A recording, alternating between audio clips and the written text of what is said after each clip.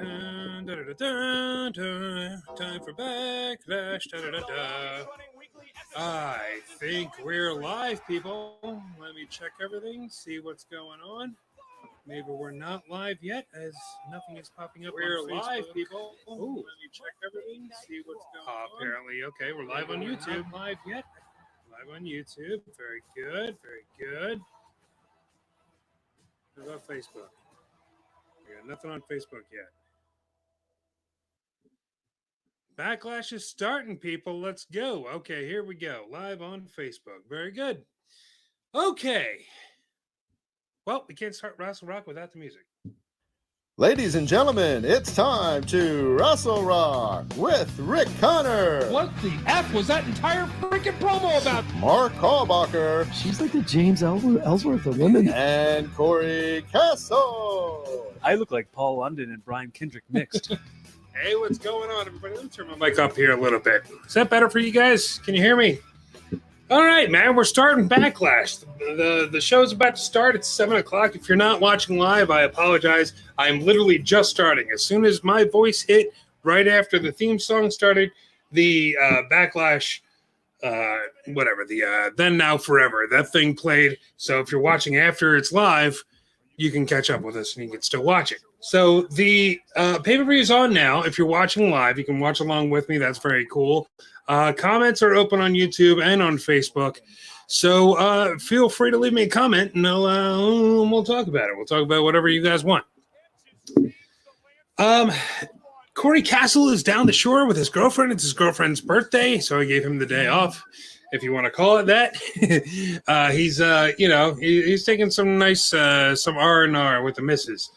So Mark Hallbacher also won't be joining us. He's the quarantine has been partially lifted, and he can officially go back to work. I've seen all these flashes on my face. It's because I have a big giant monitor with the show on it right next to me here.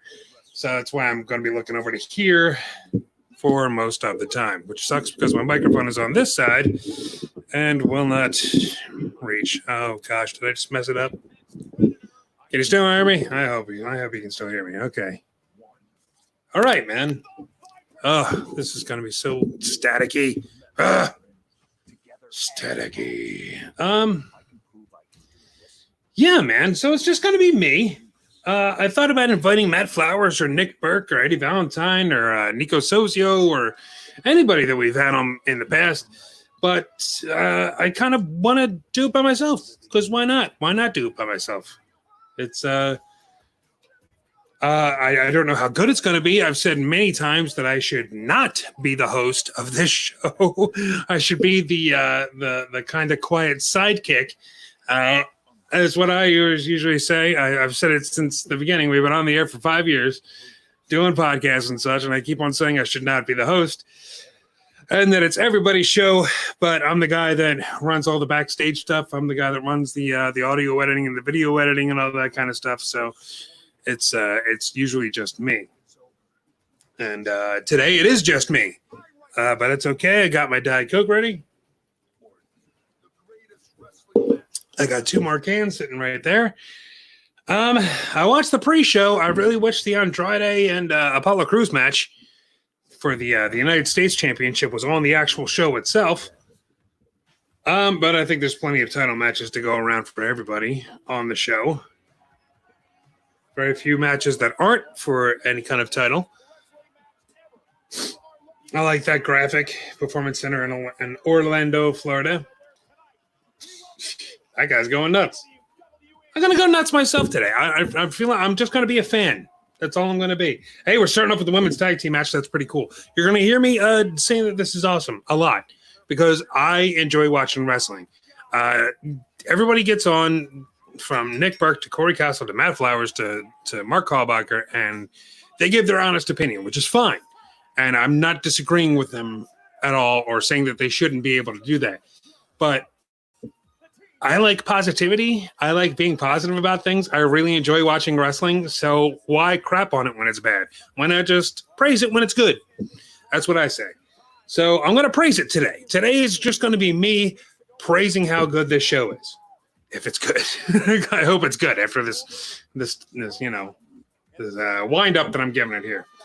So what is it? It's Nikki Cross and Alexa Bliss versus Bayley and Sasha Banks versus the Iconics. And yes, I'm still calling them the Iconics because they still spell their name with 2 I's for some dumb reason. Look, Iconic. The Iconics. Why? Because there's 2 of them? Yeah, they're a tag team. There's supposed to be 2 of them. Sorry, I said I was going to... Okay, I don't like the Iconics. They're fine in the ring, but their gimmick is that they're annoying, and I hate when gimmicks are just, hey, we're annoying. We're going to annoy the crap out of you. Sorry if I'm sniffling and touching my face a lot. I somehow just got a case of really bad allergies out of nowhere about 5 minutes before the show started.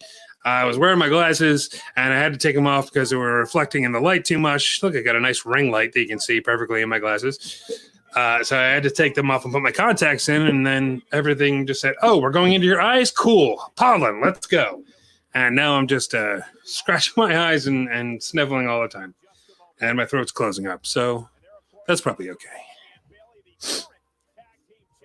I've been enjoying Bayley and Sasha Banks here. Let's listen to this promo here. Some respect and introduce us properly because we are the first ever and without a doubt the best women's tag team champions ever. This is Sasha Banks, the boss, the blueprint, the standard. And me, well, Kayla, you can call me Bayley Dose Straps. All right, Bayley Dose Straps, I will start with you. If you lose your tag team titles, will you lose your friendship with Sasha Banks? Whoa, deep question, Kayla. But you are talking to the most dominant SmackDown Women's Champion in history. And like I said on Friday night, our friendship is unstoppable. Unstoppable. Bayley Dose Straps. I get that they're trying to do like a... Okay? You're trying to get in my head and make me think that if we lose this championship match, that I lose my friendship with Sasha. Well, guess what? After we raise our hands in victory, I want you to look in the mirror and tell yourself how stupid you are for even asking that question. And next time you have a question, why don't you send Charlie Caruso, okay? Because we are unstoppable, unbeatable, unconquerable. And we are the first ever women's tag team champions. Get out of my way. So the question now becomes is what if Sasha... Okay. Yeah, the Bayley Dose Straps thing, obviously they're going off the Becky 2 belts deal. And I don't really care for it. But I like Bayley and Sasha Banks together. They're obviously leading up to a split. Probably going to happen around SummerSlam. I heard that it was supposed to happen around WrestleMania, but there wasn't enough time to get it together that quick, and there was a whole thing. So, going to be interesting to see what happens here, if they're going to lose the belts, if they're going to hang on to them. If I was booking, I think I'd pull the belts off them and get those gears rolling. SummerSlam is in 2 months. It's in August. You know what I mean? You pull the belts off now, you got 2 months to build that feud. 2 months. You know, why wait until the next pay-per-view? Why wait until July? Let's pull them up. Let's write something good, says the person who does not write. I am not a writer at all. My imagination is definitely on the fritz. But, you know, I'm not the one that gets paid to write. So write something good. Why not? Write a 2-month storyline.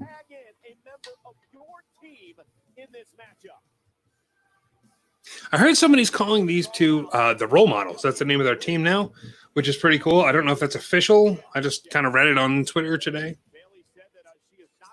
Still like those tag team belts. They're still looking good.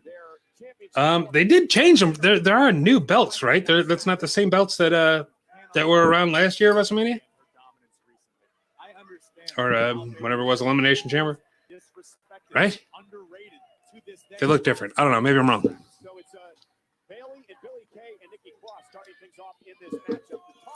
I apologize if my mic cuts in and out and you, well, like that. What the hell just happened? Hello, hello. That sounds... What the hell?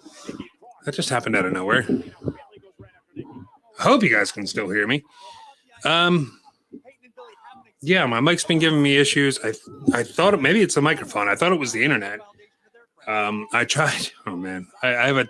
I'm not going to bring it out, but I have a 200-foot Ethernet cable that I tried to hook up directly into the router, and turns out it takes a lot more than just plugging it in. I didn't know that. So I have to figure out in my settings how to actually. It's been so long since I had a wired internet connection. WAN and LAN, I don't even remember what those things mean anymore.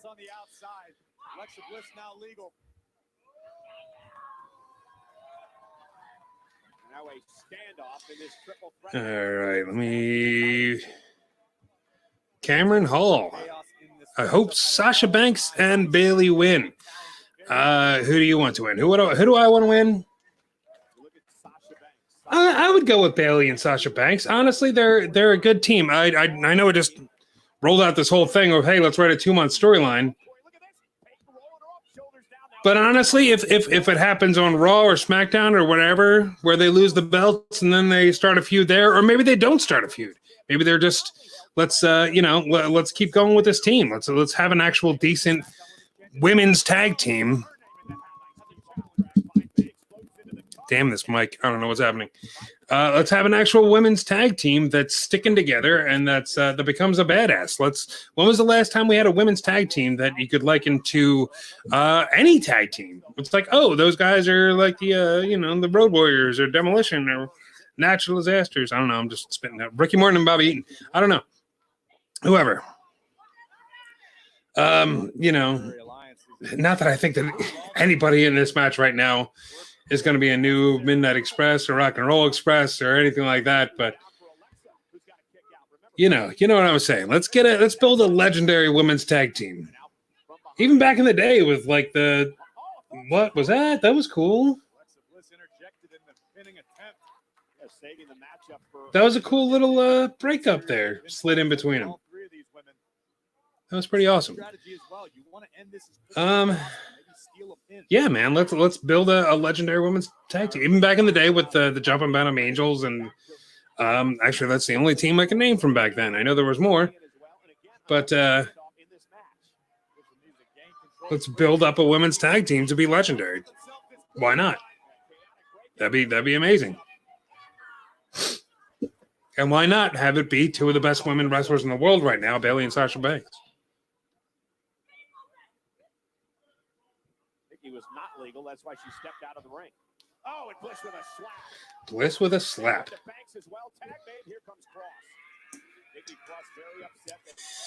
Did I see Cassius Ohno in the background there? Is he in it? That is not Cassius Ohno. Never mind.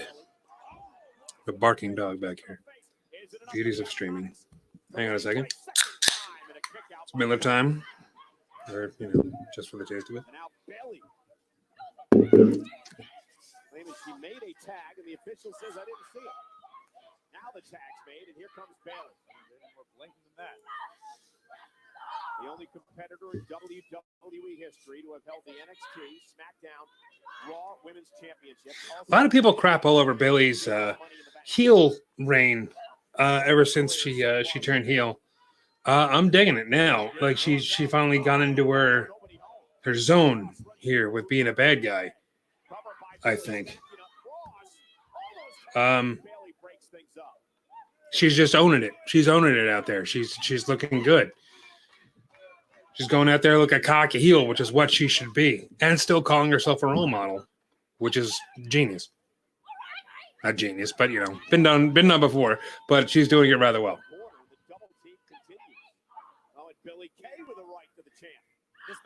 I apologize if you guys can hear the show through the video.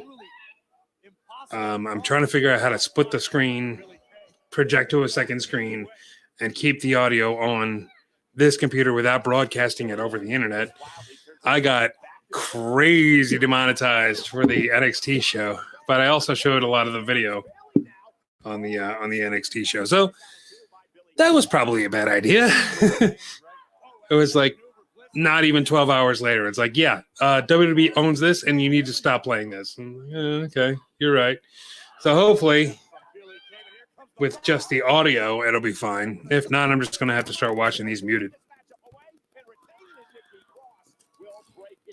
Oh, my second can of Diet Coke already.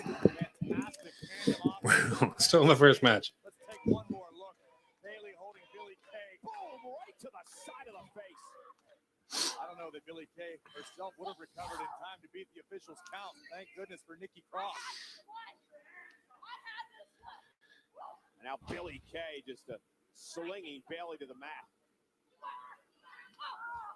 I used to really dig Nikki Cross, man, back when she was with Insanity. Not too crazy about the no pun intended. Not too crazy about the face version, the good guy version of Nikki Cross, but she's still good. And teaming over with Alexa Bliss, everybody thought this was going to blow up into a big feud. Alexa Bliss and Nikki Cross never did. They stuck together. So it's very cool. It's cool to be wrong sometimes.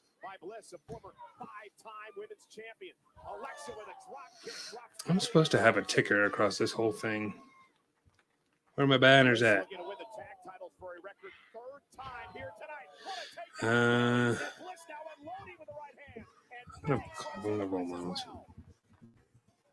Alexa Bliss go. This is taking down anybody in her path. Oh, what a right hand. Bliss was so proud to be tag team champion. She wants the title back here tonight. Double cross body.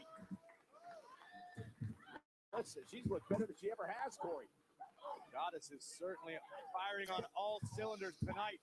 Alexa and Nikki would love. How come Alexa Bliss and Nikki Cross don't have a tag team name?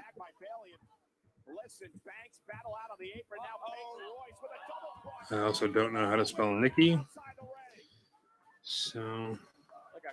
Like a car crash initiated.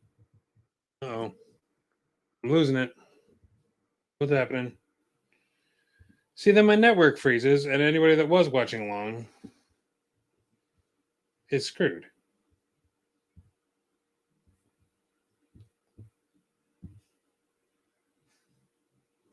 It's just frozen. Awesome. I'm not live on the internet or anything. So anybody that is watching along with me, nope, it just froze again. Never mind. Jesus. You know, when your co-hosts cancel on you and you're doing something by yourself, you should just take that as a sign that you shouldn't do it. And just don't even try. Just give up immediately, because the world is going to give up on you. Why is it still frozen?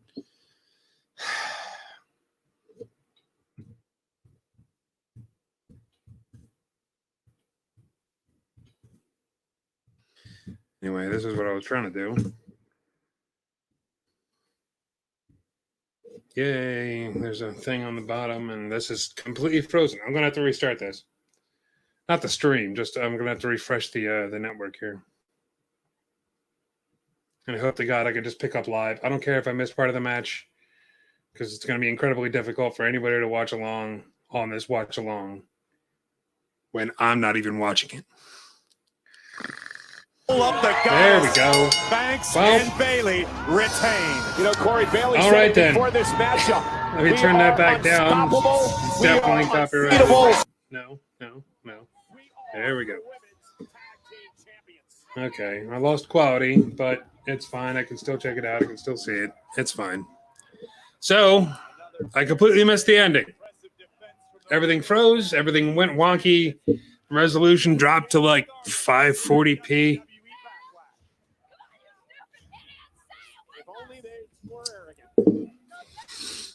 I also got some new lights in the background here. I don't know if you can see that or not. Make some little shadow puppets. Something new. I don't know. Trying to make it look nice. Strowman pulling up. I've been digging this angle, man. This whole storyline. I know it's silly, and it's like a prank war and whatever. I'm digging it. Is that the same car they smashed on SmackDown, or did you just get it repaired, or is this a new car? Well, this is Braun Strowman, the Universal Champion, arriving here at the WWE Performance Center. This is his prize Plymouth Grand National. This was earlier today, and he obviously got the car fixed after fixed. Okay, yeah. So same car. A couple of weeks ago. Beautiful Grand National, Braun's most prized possession. Yeah, the 2-on-1 handicap match. I mean, I don't think that Miz and Morrison are going to win. I can't see that happening. Cameron Hall, he's happy. Good for you, Cameron. I'm happy as well. Just generally. But no, I'm happy that Sasha and Becky Lynch, Sasha Banks and Bayley won. Yeah, it's going to be good. And if they keep them together, it's going to be fantastic. If they decide to do a feud with the two of them and split them up, it's still going to be good. So either way, good for it. I'm here for it, man. Here for the whole thing. I really need to put my microphone over here. I know as soon as I try and do that while streaming, it's all going to go to hell. I'm going to lose mic. I'm going to lose video. I'm going to lose everything. I know it. But it's hard to talk over here when the mic's over here.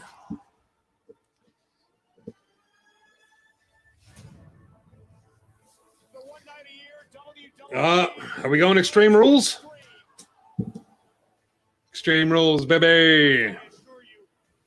This is the match I keep playing on WWE 2K19. Yes, I said 19, not 20. How did they mess up the graphics so much? Doesn't matter. Extreme Rules. I like that logo. The purple and neon green looks cool. Or yellow. No, neon green. I was right. But we are here tonight at WWE Backlash. Oh, yeah.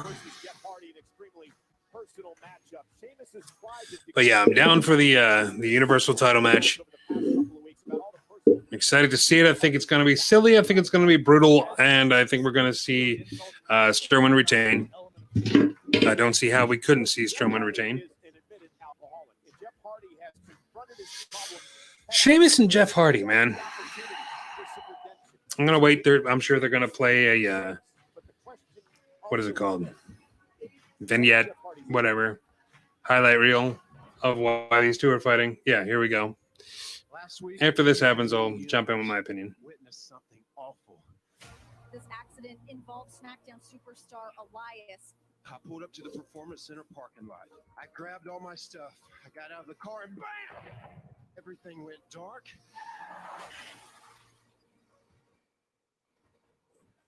Jeff Hardy? The next thing I knew, police were surrounding me. They were asking me questions that I couldn't answer. Oh, my head, man. My clothes reeked of alcohol. It smells just like the bottles in the car. Man, I started to drift back to that dark time that I vowed I would never return to. How could I look my wife and my two daughters in the eye and explain something like this? I'm in that police station. They're throwing every sobriety test at me. I'm passing right and left. Eyewitnesses showed up that they interviewed. They said they saw the person get out of the car, flee the scene. The person had red hair and a red beard. Red hair and a red beard. Jeff, you're just Who doing could what that your be? entire life, blaming other people for your problems. You're just a junkie. Ah, that J word. Stay away from me. Everything I Are we work allowed to for, say that as a sobriety, society? career, Junkie? my family. Is that offensive to people who are trying to rehabilitate? Dogs barking and Don't worry about the disappointment and embarrassment your wife and daughters would feel after another one of your slip-ups. let's get the Sheamus versus Jeff Hardy ticker going. Jeff Hardy's heard enough. And now Hardy takes Sheamus down. And now a throw by Sheamus. Now just a physical assault on Jeff Hardy. Sheamus doing everything in his power to make Sorry, I'm getting sweaty. hell. Sweaty. But yeah, I got a 200-foot Ethernet cord, and I was trying to hook it up to this. And if the mic cuts out, in and out, I think it's the internet. I'm not sure. Before I put my signature on that Wow, they're still going with this. Okay, you're gonna have to I'll be take quiet. a urine test. I even pay for the whole thing myself. That's how much I care. If your beard is turning gray, don't do that to your beard. You probably will. Life advice. Definitely won't be getting that match at Backlash because there's no way I'm going to step in the ring with a Juki. And if this is what I have to do to get to you, then fine. Kids, if you're a user, you're a loser. Come on, fella. Don't wind up like Jeff Hardy. You don't have all night. Whoa. Somebody really enjoyed happy hour today, huh? Before the doctor gives the bad news, anything you'd like to say? Not urine. Sometimes it's better to be pissed It's off really dehydrated if it is. It's than like pissed Gatorade. on.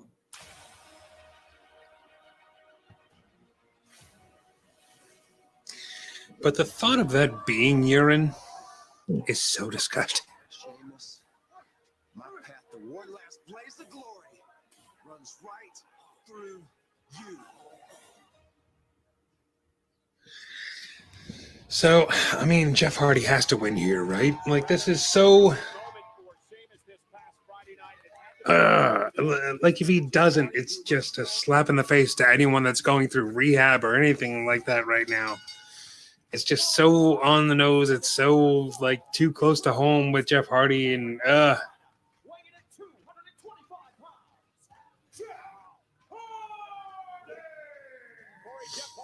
that's cool. They can fist bump through the plexiglass. He understands that this could be his last run here in WWE, that he can no longer make any mistakes, that he has to live every moment. That's pretty cool. I didn't think of that. To start here tonight with a win over Sheamus. I have a great deal of respect for what Jeff Hardy's attempted to do with his life. He's accepted his demons, confronted them, but now, tonight, Jeff Hardy must get past a very angry, humiliated Who are these people? Like I know they're students and they're learning and stuff like that, but sometimes, man, sometimes it's a little over the top. But still good. Still enjoying it. Still loving it.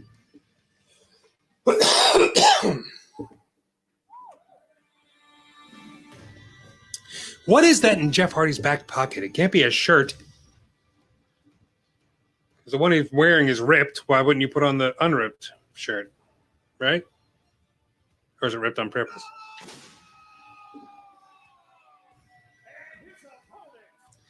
Did they add that fella to the music? Or was that him screaming right now? Because one is stupid and one is not. No, man. Positivity. No, I like Sheamus. Sheamus is cool. Hasn't been my favorite in the ring ever. I found him kind of boring. But when he really gets into a feud, when he like his feud with Daniel Bryan, his feud with Cesaro back before they started teaming up, when he really gets into a feud, he really brings it, and it's usually a really good match. So I'm hoping that's what we see tonight.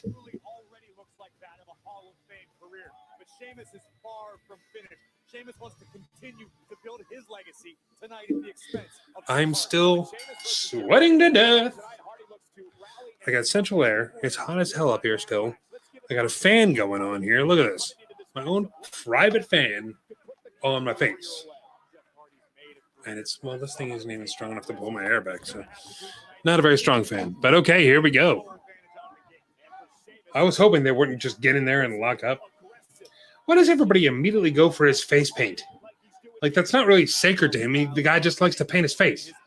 It's not like a luchador mask that you pull off. Look, it's already gone already. Who was it? The last one. Was that WrestleMania? What was the last pay-per-view? Not NXT, the one before. What was that? We have seen Sheamus turn opponents' lights out in the blink of an eye. It only takes a second. Sheamus has got to be I don't remember. Because usually Backlash was after WrestleMania, and this time it wasn't. Was it Money in the Bank? It was Money in the Bank. And I don't remember who it was. That I think it was Cesaro. Pre-show. Cesaro and Jeff Hardy. Pretty sure. And Cesaro went for the face paint as well. It's all coming back to me now. But tonight's on a whole other level. The Charlotte Warrior was embarrassed and humiliated in front of the entire world last night. And that's what he was just screaming at Jeff Hardy about. Somebody is cooking downstairs, and it smells delicious. I had a big lunch on purpose, so I wouldn't be hungry And now I'm hungry. Strategy by Jeff Hardy. Take out a leg of Sheamus. Neutralize the power of the Celtic Warrior. Take away the brogue kick because he can't plant on that left foot. Remember, he delivers with his right, but he plants on the left. And that's what Hardy is doing here. What is that in the back pocket? Does he just want to have a tail? And Hardy again into the corner. I know he's had this for a while. This isn't new. Well aware. Hardy, a former 3-time world champion. And then he just threw it away. Whatever it was, wasn't important. Not to let his emotions get the best of him. This very important match in the career arc of Jeff Hardy. Same can be said for Sheamus. I mean, since returning back in January, Sheamus still hasn't received the respect he Yeah, man. I'm glad that this isn't, they're not trying to go out there and grapple and actually wrestle. This is a feud. This is, this got personal. This should start and end by brawling. This should just be a brawl the entire time here. Money in the bank, and he's won the Royal Rumble. And there's still a great deal of gas left in Sheamus's tank. I believe that he looks better than he ever has in the past couple of months. Best shape. And it froze on me again. Well, time to restart it so it can just end. So the match can just end. And I'll be not seeing the match again.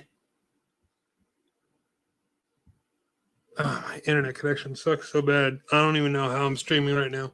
It's probably because I'm streaming that I can't watch it. If I was able to watch it perfectly, I wouldn't be able to stream very well. It's 2020. Why do I not have better internet? I'm in Philadelphia. Like, I'm not out in the woods in, Alabama where there's no cell phone towers or anything like that. Sorry if everybody's watching from Alabama and they're totally by a cell phone tower. I don't know.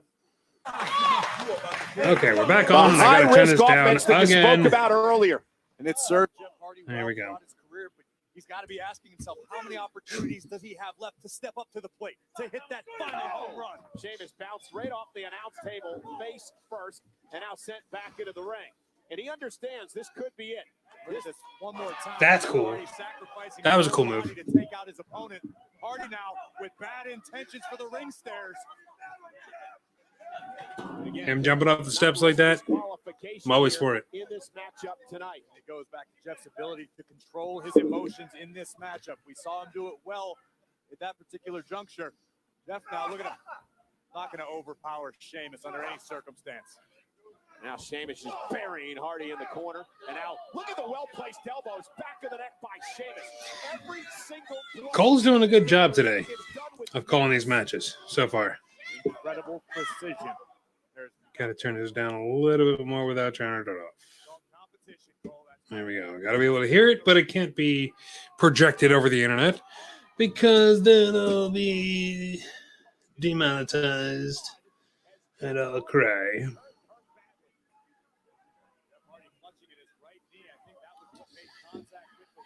Let me see this again here. Oh, God. Yeah, it did. Was that that was intentional, right? Like, they called that spot. Here, let me smash your knees into the ring post. I mean, at least they're plastic now, and they're not steel like they used to be.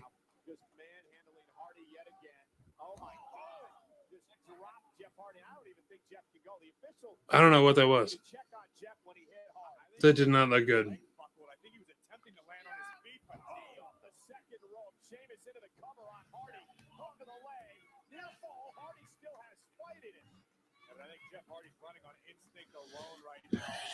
Sun's starting to set here. And I don't mean Corey Castle. Did you see his Instagram post? He said, "Good night, son." Is he implying that he is the son and he's going to bed? I don't know. Turn up these lights a little bit here. All right. One of these days, I'll be all set. And I'll be streaming much better. Streaming is very new to me, if you haven't already guessed.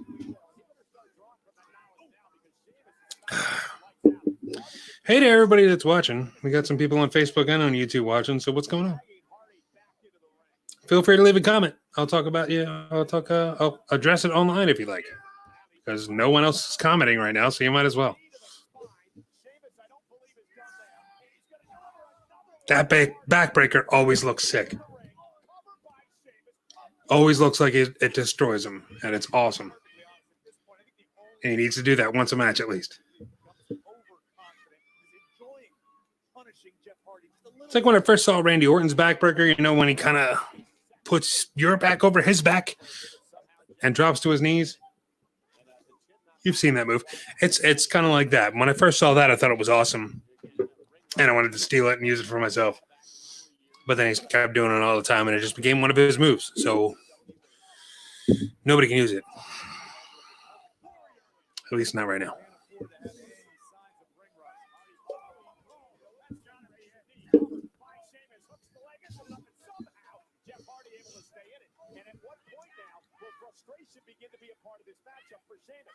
Sheamus had a look on his face like, oh boy, what do I need to do to keep him down?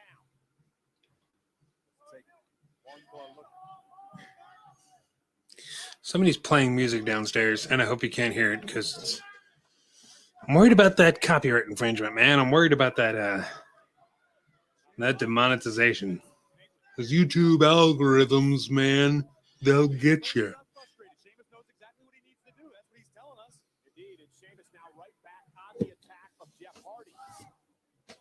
But Sheamus has to keep his focus on the former world champion. And look at Sheamus now. Let me pull up a card here. Let me see what we got going on with the rest of this pay-per-view. I am enjoying this match, but it's getting a little... It's slowing down. Which is understandable. They've been going for like 5-10 minutes, something like that now. It's a good match so far. It's getting slow paced, but I am still enjoying it. But I want to see what else is on the card. I know some matches off the top of my head, but I want to get a full card here.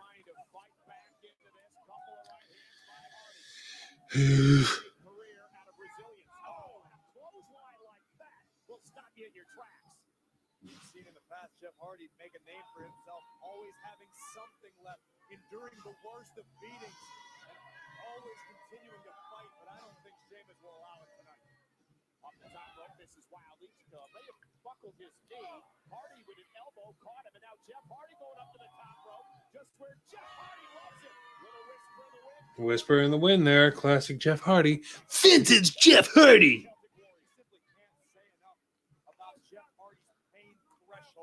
Tolerance that his body has. When most men would have given up by now, Hardy continues to fight. So we have Edge, Randy Orton, Drew McIntyre, and Lashley, Strowman, The Miz, Morrison, Asuka and Nia Jax, Street Profits, and the Viking Raiders. I don't know if I mentioned this yet or not. Apollo Crews and Andrade really should have been on the main show. I was really scared that, I don't know if you guys heard or not, Paul Heyman has been released or whatever of writing for Monday Night Raw. And I was really, because this was clearly Apollo Crews winning the United States Championship was clearly Paul Heyman's idea because he's such a big fan of his. So I was really scared. It's like, oh, and he has a match with Andrade this Sunday. That's awesome. So I thought it was immediately going to go back to Andrade, but I'm glad it didn't. I'm glad they kept it on Crews.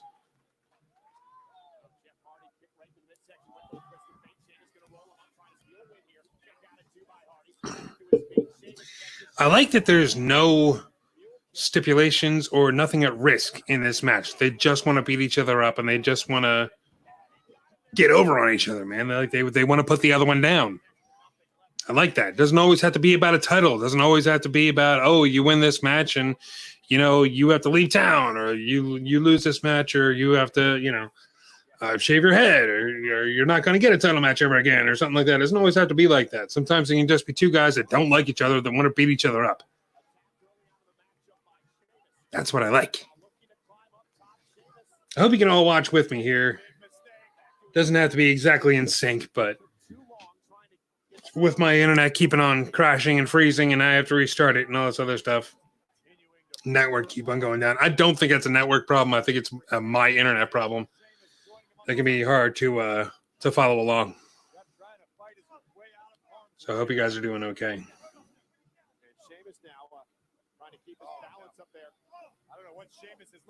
it'll end the whole match. Hardy fighting back. Sheamus hit hard. And now Jeff Hardy has it where he wants him. Can Jeff capitalize? Up to the top. We get a swanton here. Getting a classic Hardy swanton? No. What just happened? That was more than just losing your footing. That was losing everything. There's a white noise. And he kicks out. Very good. Okay. Like I said before, man, Hardy has to win this match. It's a little too controversial for him to not win. Hardy has to win.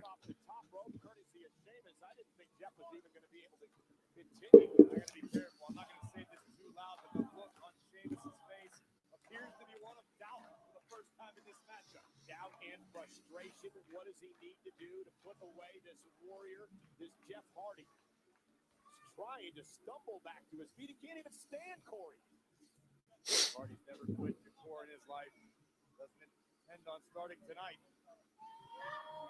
And Sheamus realizing that Hardy has been injured. Yeah, I'm sorry. I mentioned it before, but the Corey Castle's Instagram, was it this morning or was it yesterday? There's a picture of him shirtless in bed saying "Good night, son." And I really wish he was here because I wanted to ask him about it. Is he saying that he's the same thing as the sun and he's going to bed? Is he comparing himself to a beautiful sunset? Any way I look at it, any kind of reasoning I see of it, it just seems really egotistical. So I was hoping he would be here to defend himself and able to tell me what the hell that was about. And it was SU1. It wasn't like, "Good night, son." You know, "I'll die, son."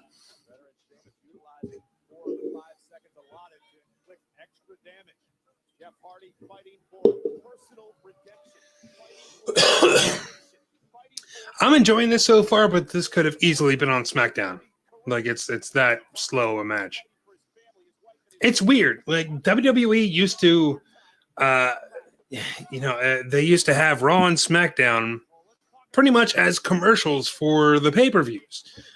You watch Raw, you watch SmackDown. The end of the show is usually some kind of blow-off match and ends with a DQ or whatever. And like, oh, we're gonna see this at the pay-per-view. We're gonna see these two go at it, and that would make you want to watch the pay-per-view. But lately, it's been hit or miss, only because like a match like this could have went on SmackDown. With the build-up, it deserves to be on pay-per-view, but the pacing of the match feels like it should have been on SmackDown.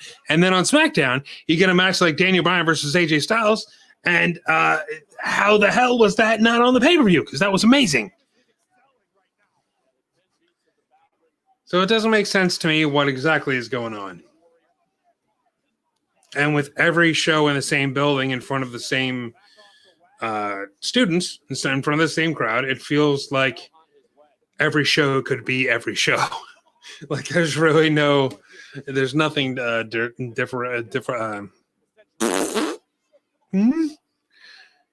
Just nothing different about them. I was trying to say like differential or something. I don't know what I was going for there.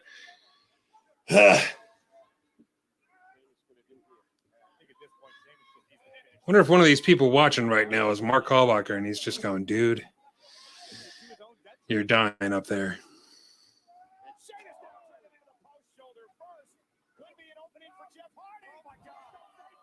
I hope you guys can hear me okay. Leave me a comment if everything's coming out okay. I'm messing with the speakers and the headphones and the microphone and everything else. Here we go with the swanton. Boom, he hits it. That's got to be over. It's got to be finished. 1, 2. Foot on the rope. You got me. You got me. I thought that was going to be it. I'm marking out here. I'm liking it again. Come on. I'm liking this match.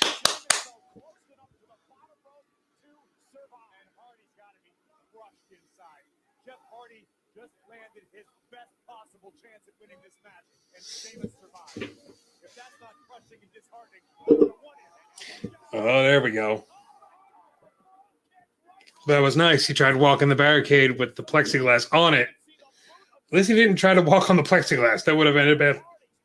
badly. Excuse me. Too much carbonation.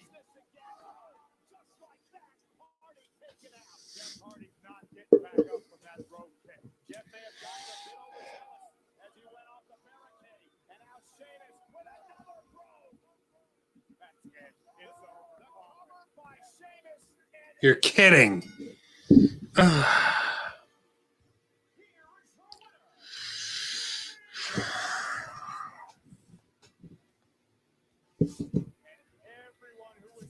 You're kidding me.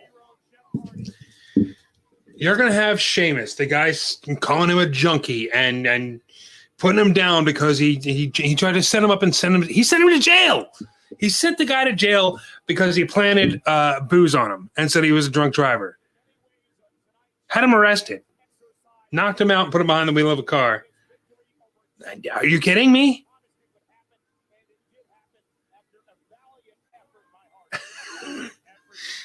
WWE, come on. All right. Well, I guess people in rehab just, give up because the people calling you a junkie and you're worthless and you're never going to be anything. I guess they're right, according to the WWE. WWE is saying, just quit. Just quit. So, yeah, I don't agree with this outcome at all. I'm very unhappy. I was trying to be positive and super into everything. I liked the match. I was into it. You saw it.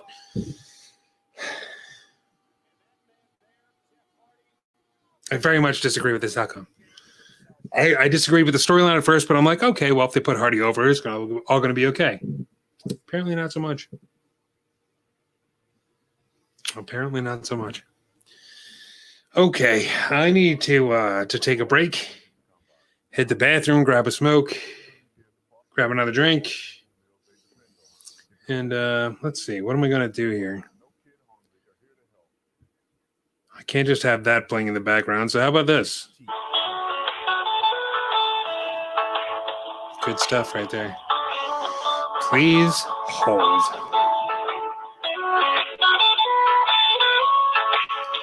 And you know what? While we're holding,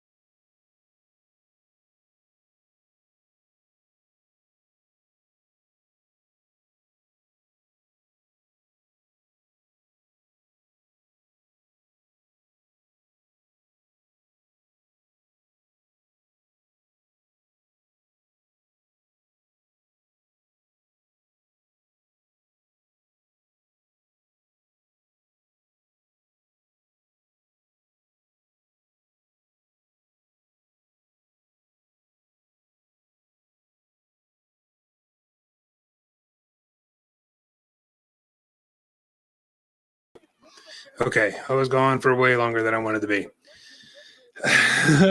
Sorry, there was a lot going on downstairs.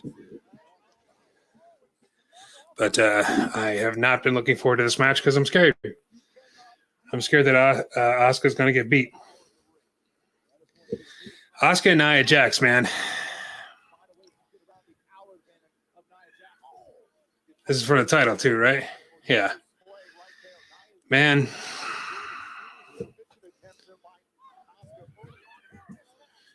Let's see, Raw. Women's. Sorry. Title. Match. Asuka.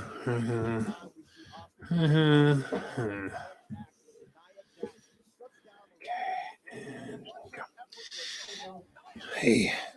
Sorry. I'm on the internet.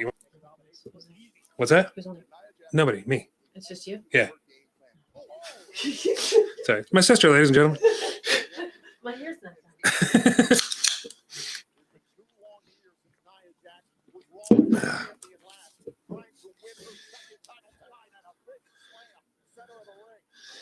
So, oh God, her hair's not done. My hair's not done. Look at this. This is a mess. Yeah, I'm a little scared with the Asuka and Nia Jax thing. Not because I like Asuka so much, but I do. Nia Jax, if you're a fan of Rassle Rock, what is going on with my audio here? Dear God. I hope I can be heard. Oh my goodness. Come on, audio work. If you're a fan of Rassle Rock, the podcast I do, you've heard my opinions on Nia Jax before. I've said before, I think she's just fat and talentless, and that's putting it very, that's breaking it down. Obviously, I have no problem with plus-size women. She used to be a plus-size model. Good for her. I think that the only reason that she's there is because she's tall and big. Vince seems to like those in men and women, the bigger the beasts, the ones that can get in, like a Brock Lesnar or a Braun Strowman or a Big Show or Undertaker, whoever. He likes to put those big guys over. Andre the Giant puts those big guys over, make it a big challenge for the champion, especially when they're almost always heels. They're almost always bad guys. I think that's really the only reason she's there. I don't think that she has much talent. She's looking good in this match so far. I'll give her that. This is a submission hold that I don't think I've ever seen her put anybody on. She's doing fairly well here, although still very basic. But still, her history of injuring people worries me a lot. After she had her double knee surgery, I was hoping that she would come back and she'd be better. She'd be safer. But immediately, who was it? Io Shirai? No. Kairi Sane. Immediately put her on the shelf. She was so bad that she got the buckle bomb banned. That's how bad she is. She messed up Kairi Sane with a buckle bomb, and they are no longer allowed to do that move in the WWE. That is a move that is now banned because of Nia Jax. So I don't like Nia Jax. I've heard that she's also really hard to get along with. I've heard that from a not so credible source. So I don't want to put too much stock into that. I don't want to, I don't know if it's true, but it's one of those things that I just want to believe. Because I don't like her. And her promos are annoying. I don't think she can talk on the mic. Like, Braun Strowman is a big, giant beast. And he's not the best on the mic. But when he talks, he sounds like a beast. Nia Jax just sounds like, hey, I'm going to beat you up. So I don't like Nia Jax. So I apologize for not being positive during this match. But I really like Asuka, so I'm glad I'm watching this. I'm having a good time. And I hope Asuka kicks the crap out of her.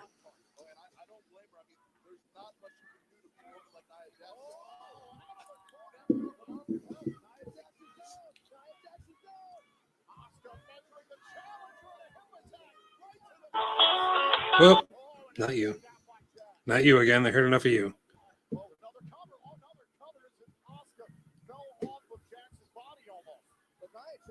Here we go.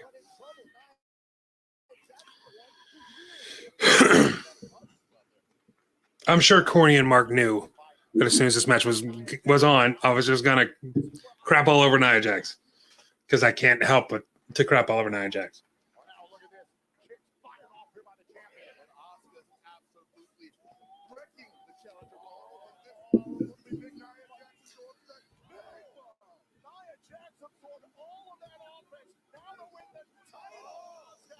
See, and she completely no-sold everything Asuka just gave her. Why?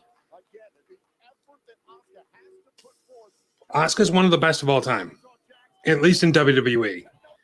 Got to be a future Hall of Famer. My network just froze again.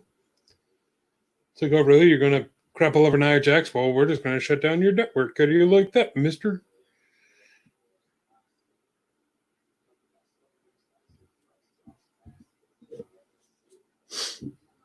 Come on.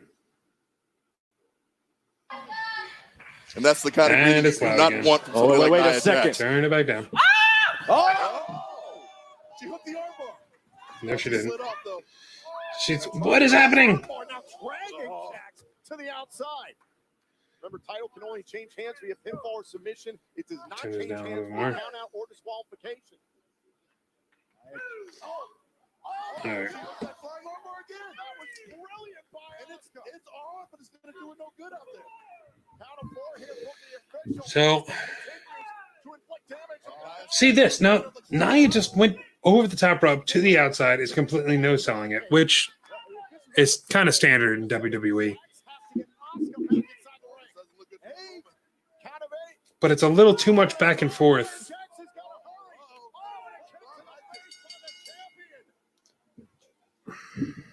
Nia Jax goes down. The referee has counted out both Asuka and Nia Jax. Therefore, still your Raw Women's Champion, Asuka. That's crap.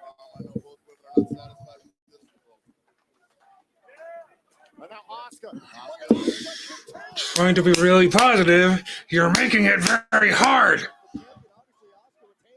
God damn it.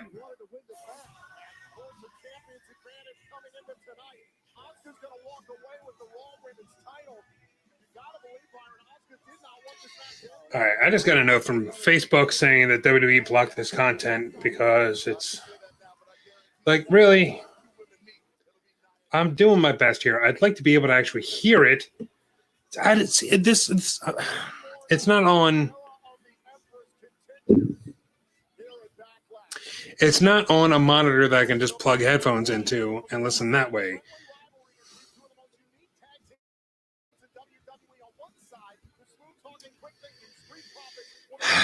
All right, Facebook, I'm going to have to shut this down because, God forbid, this is probably going to be demonetized on YouTube. Let me see, am I still on YouTube? Yeah. Facebook? No. All right, I'm going to have to jump out of Facebook.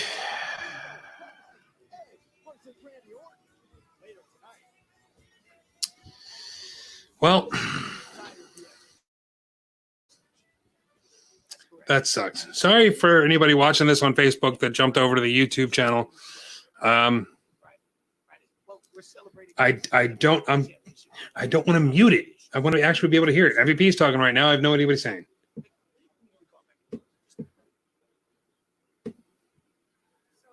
That is as low as I can possibly make it. I'm trying to do the best to talk over this.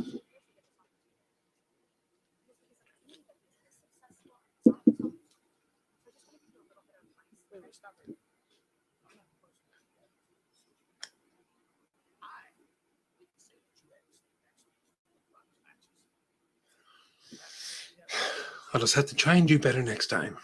Sorry, Facebook. Sorry, WWE. I don't mean to steal your stuff. I'm just trying to watch this and have a reaction to me watching this.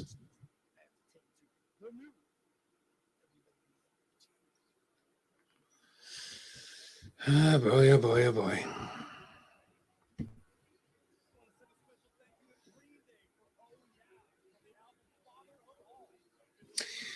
I feel like I've heard this new Green Day song. I really like Green Day. I don't know if I have or not. So what do we got? We got Braun Strowman and Miz and Morrison next? Okay, cool.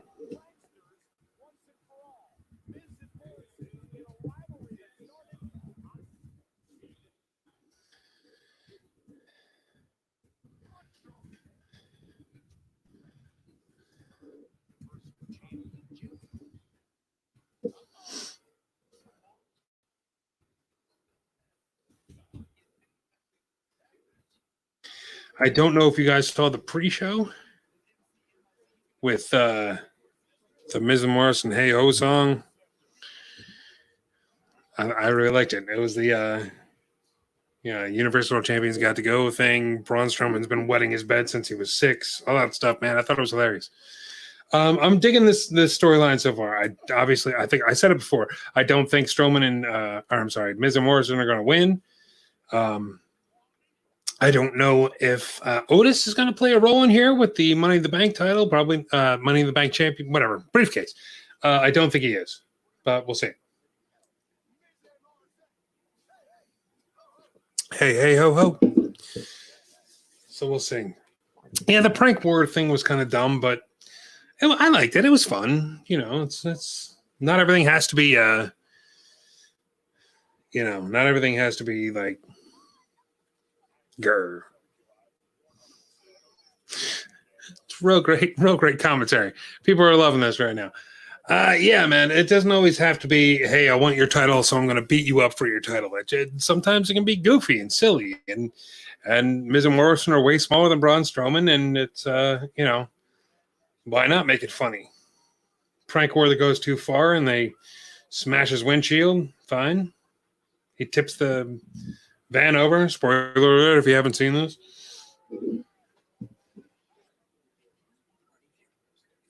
Excuse me. Belching on the live stream. Always great.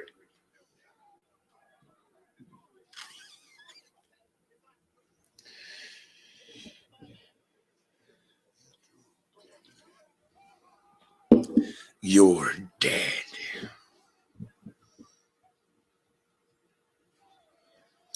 Okay, I know that this is clearly on some kind of hydraulic lift, and he can actually pick up a van and tip it over. But I'd really like to know how they do it. Is it hooks in the back that pull it down? Just for my own edification. Education? I just want to know. This is what I'm saying. So yeah, man, we got a Universal title match up here. Where's the Fiend? Where's the Fiend been? It was weird that he had a match with Bray Wyatt, and then all of a sudden that was it.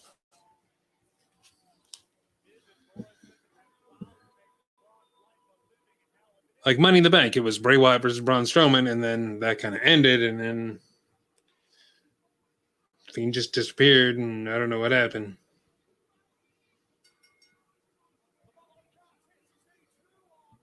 I mean, just between Raw and SmackDown, that's 5 hours of television.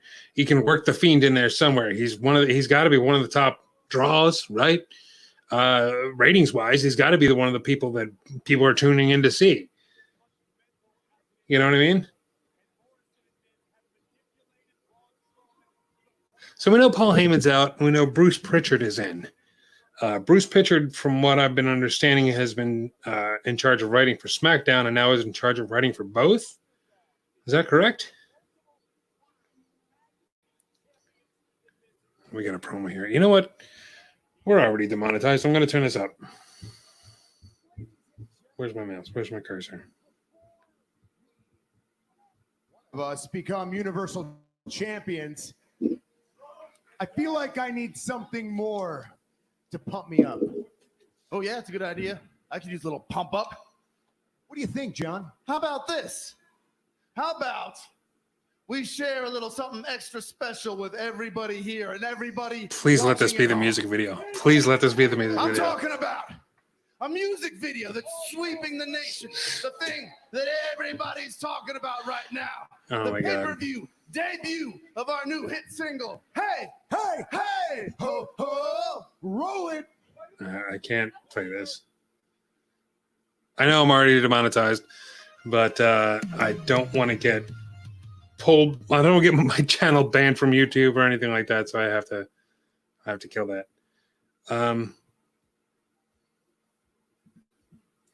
I'll bring it back up a little bit more when it's back on. This I thought was brilliant. I'm always curious about how they film stuff like this. I mean, this looks like the set of Ms. and Mrs. I don't know if that's their actual house or whatever. I don't watch Ms. and Mrs. But I mean, they need to do more stuff like this. And I think the song is up along the lines of "With My Baby Tonight." Fight me.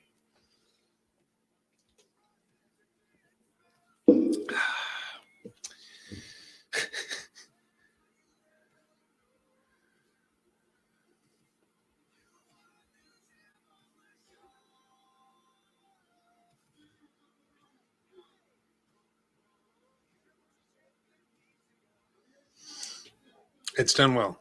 It's done very well. I like it.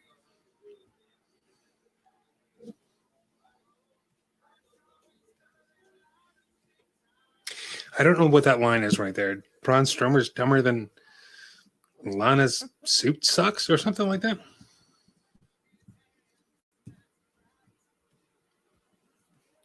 I want that suit that Miz is wearing, that white suit with the red shirt.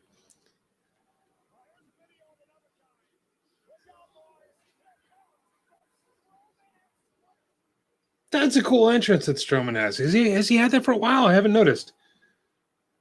The train ripping through and then all the steam and oh my God. That's pretty cool.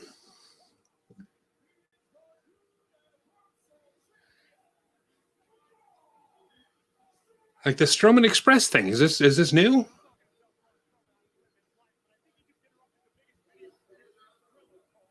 I'm digging it. I'm digging it.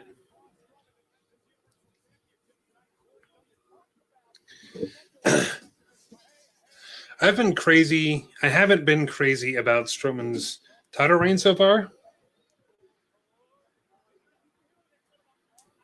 An unbeatable good guy champion, an unbeatable face as champion is a little. It's a little hard to get behind. Only, I mean, he's great. Don't get me wrong. I mean, I enjoy his matches, but there's a little bit less drama there. When you have a face going after the champion, that's a heel, that's a bad guy. It's a lot. I don't know. There's a lot more drama there. There's a lot like, yeah, you go get that guy. You go get your title. You go get your title back. So this is okay. They're tagging in and out. My question is, who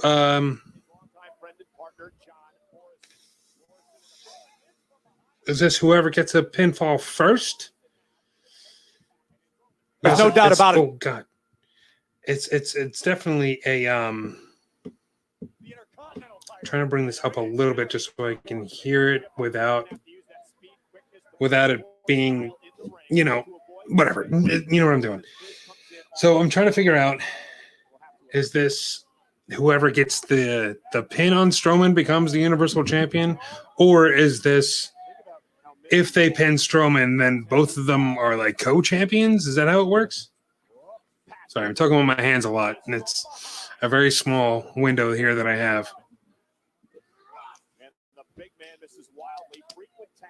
Got to hide that double chin, right? So on paper, there's no reason that Miz and Morrison should lose here. I say, I don't know if you've ever played WWE, any of the 2K video games, but whenever there's a handicap match, it's way harder to win. If you're the guy it's 2-on-1, 3-on-1, it's way harder to win because the person on the outside is always coming in and breaking up that pin. It's very hard to keep both men down. And that's the way it should be because that's the way it is in real life. It's a lot harder to beat two guys than it is to beat one guy. Just flat out.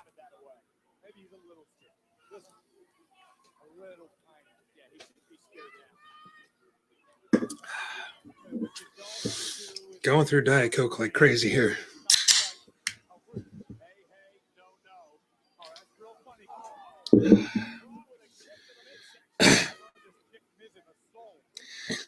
Also, it's a little, from a writing standpoint, from a booker standpoint, Miz and Morrison are both great, and there's no reason they shouldn't be like tag team champions or something like that. So to put them in a match where it's an almost guaranteed loss, when it's 2-on-1 in their favor and they're still the underdogs, and they're probably going to lose this, unless they lose by DQ or countout or something, which I can't see them doing because for some reason they did that with Nia Jax and Asuka. Then I think that really takes away from Miz and Morrison, doesn't it? Wouldn't you say? I don't know. I mean, so far it's going pretty good. There's been a nice back and forth here. Morrison is an excellent high flyer, and he should really be a lot further along than he is, even though he's technically, he's in a kind of co-main event, double main event. Anytime that there's two heavyweight championships on the line, that's a double main event. Sorry. Technically a triple main event because everybody's talking about Reg and Randy Orton. So, yay, triple main event. But yeah, technically, this is part of the main event. And Miz and Morrison are both in it, and they deserve to be.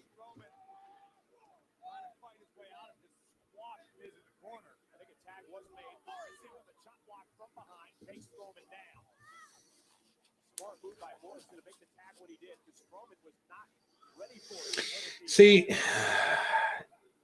some of the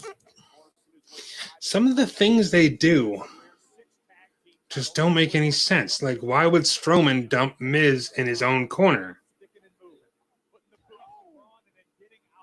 Like, that doesn't make sense, right?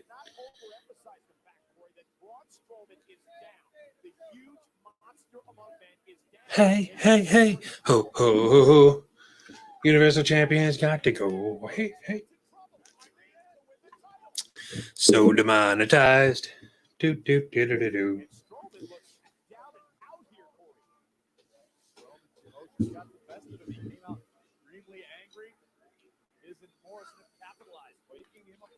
Again, one of the great all-time tag teams in Miz and Morrison, and they were using that ability perfectly here tonight, wearing the champion down, frequent tags in and out of the ring. Miz and Morrison were great back in, what was it, mid-2000s?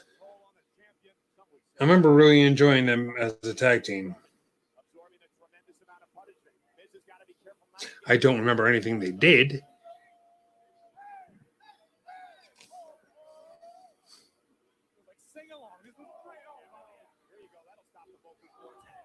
I mean, they're just enough goofy.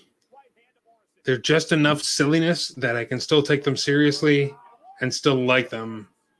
I still think they're funny. You know what I mean? They're not like a Doink the Clown, like a face Doink the Clown. When Doink the Clown was like just spraying water on people, and I'm losing my microphone again, or whatever. Like a Eugene. Like Eugene got silly. He got really, really silly.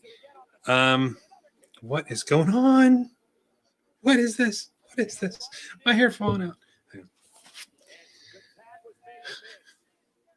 I hate the fact that I can see myself constantly. It's a good thing and it's a bad thing.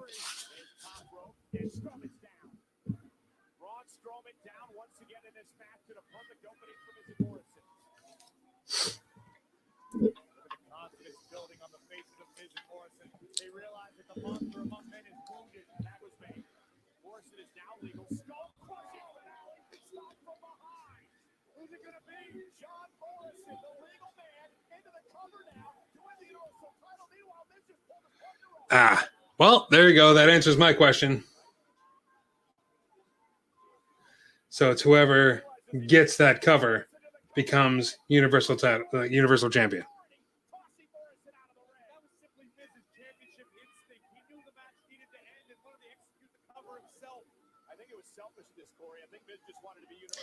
So there you go. They're kind of sowing those seeds of mistrust, and I mean, I don't think that this is going to cause them to split up unless they really get into it, which might be cool. Miz versus John Morrison. I'd be down for that. And 2, 3. There you go. Strowman retains. You knew this match wasn't going to be long. Happy with it. I predicted this. I assumed that Braun Strowman was going to win.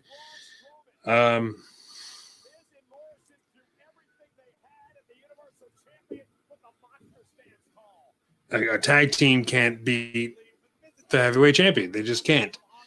Imagine Demolition beating Hulk Hogan back in '89. Imagine. God, I don't know. Oh God. Lance Cade, and what the hell was his partner's name? He's an NWA now. This is why I need Corey Castle and Mark Kalbacher here. Forget his name. But imagine them versus John Cena. Even Edge and Christian. Edge and Christian versus Kurt Angle.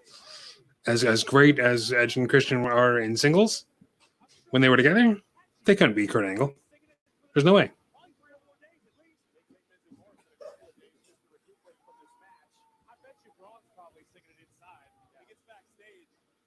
And sorry I'm not louder. I'm in a house full of people, and I'm kind of embarrassed because I don't really stream all that often. And it just sounds like I'm talking to myself.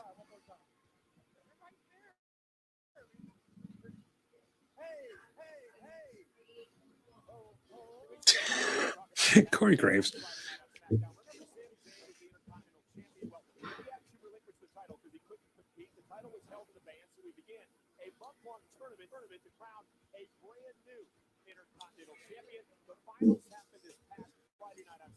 Are they showing the AJ Styles, Daniel Bryan match?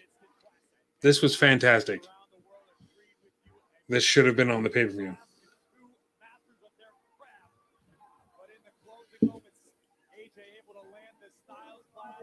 I hate the new Intercontinental title, by the way. I hate it.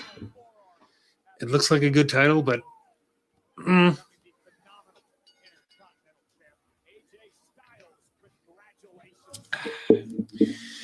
yeah. So, and it's not that it's a bad looking title. If they redid the Universal title or the heavyweight title, I'd be all about it. But the Intercontinental title was the one title that they had, besides the women's tag belts, that didn't need to be redone. The Intercontinental title looked like it has looked for forever. I mean, there was a brief period in the 90s where they changed it, but I mean, it was the belt that Ricky Steamboat had, that Macho Man Randy Savage had, Bret Hart, Steve Austin, Shawn Michaels, The Rock. And then they brought it back with Cody Rhodes and all these. Listen, don't mess with perfection is all I'm saying. It was a great looking title. The Ultimate Warrior had that belt. It looked great. Why not have the greatest championship presentation, right? I mean, I want everybody. Why? Can you hear them? Can you hear them talking? Not AJ Styles. I'm talking about the people downstairs. Can you hear them talking? I should probably shut the door. I live in the real world, my world. I'm not saying Daniel Bryan isn't one of the best to lace up the boots. What I am saying is just not phenomenal. Daniel Bryan, not phenomenal. Hey, Samoa Joe's back.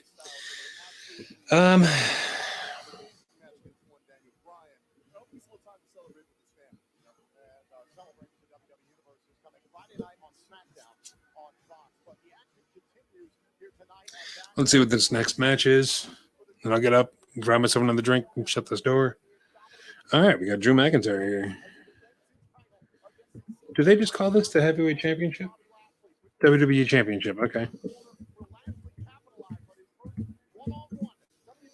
Typing with one hand here. I apologize. I don't know why I'm this hand's fine. I don't know why. It's just over here. Drew. Oh, God. How does he spell McIntyre? Is it MCI? TY? That might be wrong, but I don't really care. Bobby Lashley. That's the T. There we go. And save and start. That doesn't look right. INTYRE. INTYRE. Okay, I got it right.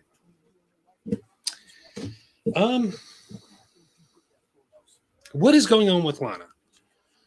That's something that's confusing the crap out of me right now. I think Bobby Lashley and MVP make more sense. MVP is trying to get a stable together. Not a stable, but like Jimmy Hart used to have his stable of people, or the Bobby Heenan had the Heenan family. They weren't a stable, but they were all managed by the same person. And that's, I think, a great idea for what to do with MVP. Make him that manager that can get in the ring if necessary. Can't really do much damage to anybody, much like Bobby Heenan. Bobby Heenan got in the ring and got thrown around by Hogan and Warrior and a slew of other people. So, who is the tag team that MVP's managing now? 2 new guys. Doesn't matter. So, what is going on with Lana? Is there a storyline building? And if so, what is it? Because they're arguing back and forth who should be managing Bobby Lashley. Should it be his wife, Lana, or should it be MVP who's gotten Bobby Lashley a heavyweight championship match? I'm going to take a break right now. I'm going to grab myself another drink. And I'm going to close this door. I'm not even going to put the whole music on or anything. I'll be right back. Knocking my lights over.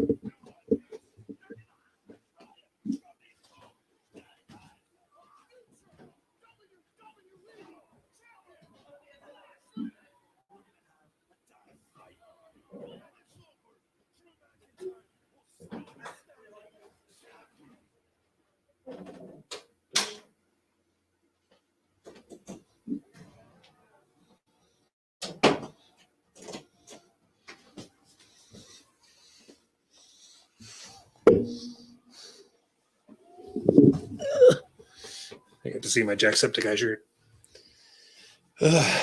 I sent the link out to Corey Castle and Mark Kalbacher. I don't know if they're... What I didn't do was tweet that we were live. We went live an hour and a half ago. I should probably do that. But it doesn't matter. But, yeah, man. The hell was I talking about? Bobby Lashley. Lashley's one of those people that should have been champion back in, when was he here? 2007, something like that. He's just enormous. He gets it done in the ring. I like the guy. He's not great on the mic, but that's why you get somebody like MVP to be your stick man, your guy on the mic, the guy cutting the promos for you. That's why Brock Lesnar has Paul Heyman. That's why Andre the Giant had Bobby Heenan. You know?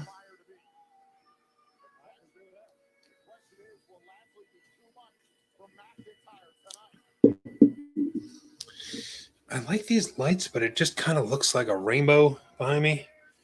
It's not my intention. It's supposed to be red on one side, blue on the other. I guess it definitely doesn't work with a blue sheet behind you. Didn't think of that.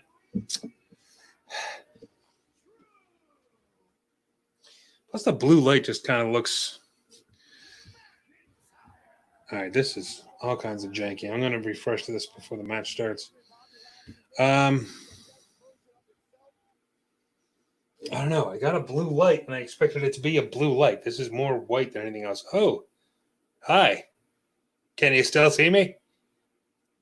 It's the whitest my teeth have ever been. Teeth. Yeah, I said teeth. But yeah, if I remove it, it's even worse. Oh, my God. Put it back on. Oh, I'm blind. Oh, goodness. put that back on. There we go. Maybe I'll get another. Oh, I got another one to. Oh, that was stupid. I looked directly into that. Tonight, the man that he faces oh, damn it. Stop it already. Bobby Lashley could potentially be the man who tears that crown away from him. I'm bringing it down. There we go.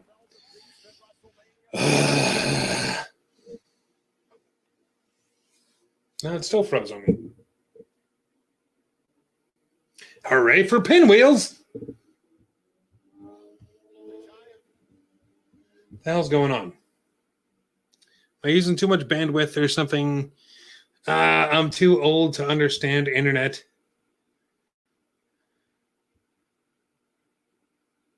It used to be easy. It used to be hit play. Refs and you're... now in the ring, trying to get Lashley off of Get more refs out here. There we go. So you started choking him out already? Before the bell rang, I'm guessing? That's one way to go about it. All right. This adds drama. See, this is what I'm talking about. This is what the Miz and Morrison match was lacking. Curious to see how that's going to hold up.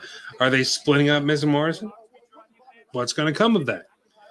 These are the things that keep me watching. This is what you got to do more.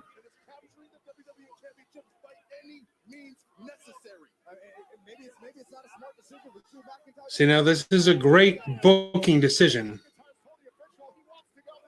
McIntyre doesn't even have his coat off yet, and he's already hurt.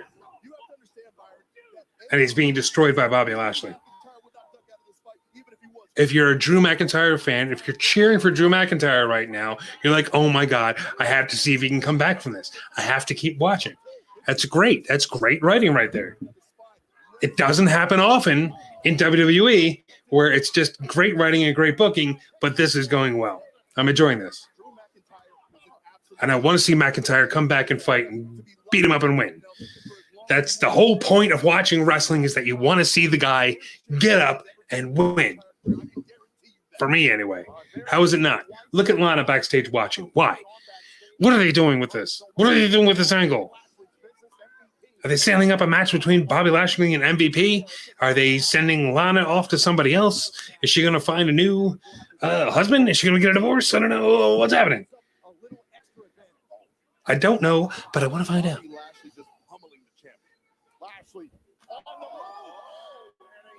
I should be having a couple beers. Maybe loosen me up a little bit, but alcohol doesn't really mix well with me. I'm not a fun drunk. I'm a sloppy drunk. Anybody who listened to the old Pod Trash podcast knows that. It did not go well as I tried to get drunk with Matt Flowers and Corey Castle. Matt Flowers, who does not get drunk, has half a glass of wine and says he's drunk, but I don't think he is. He's just tipsy. Corey Castle, on beer, he's pretty much the same as he is sober. On alcohol, like feed him a few rum and cokes, out like a light. Can't pick a setup off the table. Seriously. Again, not that fun to watch. That's why we never do a drunk episode of Rassle Rock.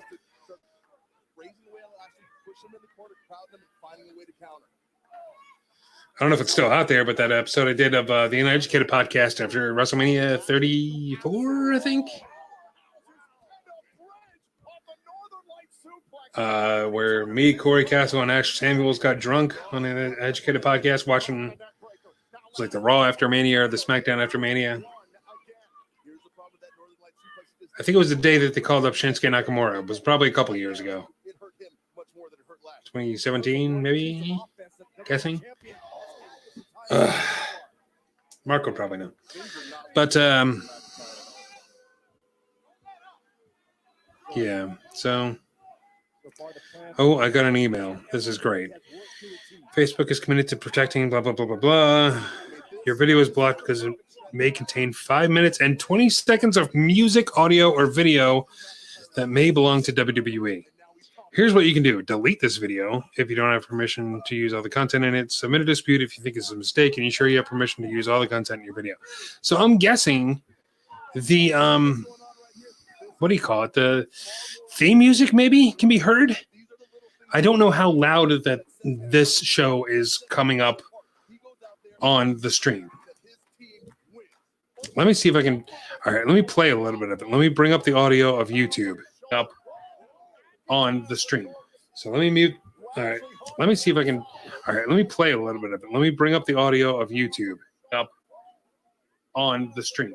So let me mute. All right, let me see if I can. All right, let me play a little bit of it. Let me bring up the audio of YouTube up on the stream. So let me mute. All right, let me see if I can.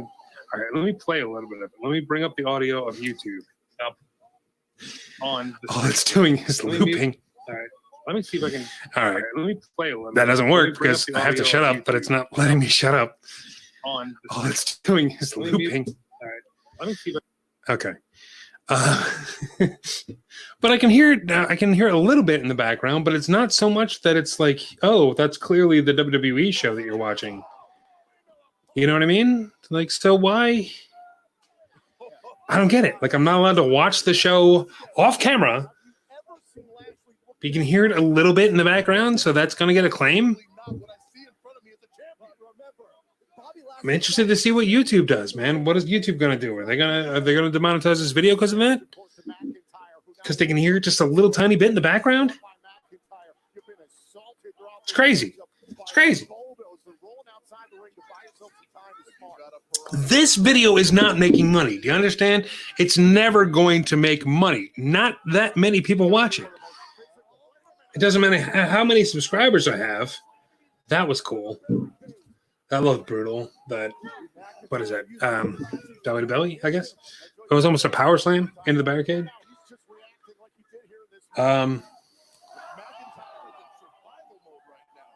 Yeah, so it's weird. With the it sounded like they were going to go to commercial right there. It sounded like they were setting something up. But yeah, man, like, I don't know. I think I should be okay. Like, I don't have that many subscribers. I get maybe 20 views a video for something like this. Like 25 tops? Come on, man. You're going to demonetize it? Why? Because I can't make 5 cents off me reacting to your stuff? All YouTube is now is reacting to other people's content. Jesus, man. All right, shake it off. Shake it off. This is a good match that I'm missing here because I'm pissed off at Facebook. I wonder if I can live stream on Instagram or Twitter or something next time instead of Facebook. Instagram you can't. Instagram you can only stream through Instagram. So I'm on StreamYard right now, and I wouldn't be able to do that. I've always wanted to be able to do a nip up. Drew McIntyre is like 6'5", 6'6", something like that, and he can do a nip up like that. Ugh, I've never been able to do it. At my finished, I wasn't able to do it, and I'm 5'10". I know I'm under 6 feet, therefore, just not attractive. 1, 2, nope. See, now McIntyre's coming back up. This is what I'm talking about. This is that drama that I'm talking about. I'm really enjoying this now. After the beatdown that he got before the match by this big, huge dude, and he's coming back, that's pretty cool.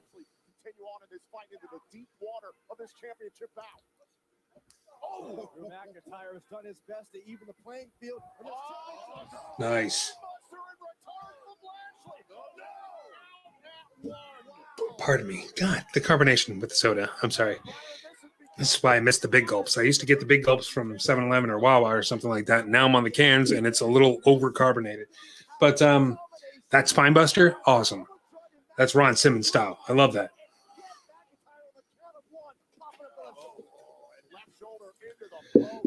I tried to do that back when I was in a ring. And it just doesn't have the same effect because I'm 5'10". Why would I try and do that?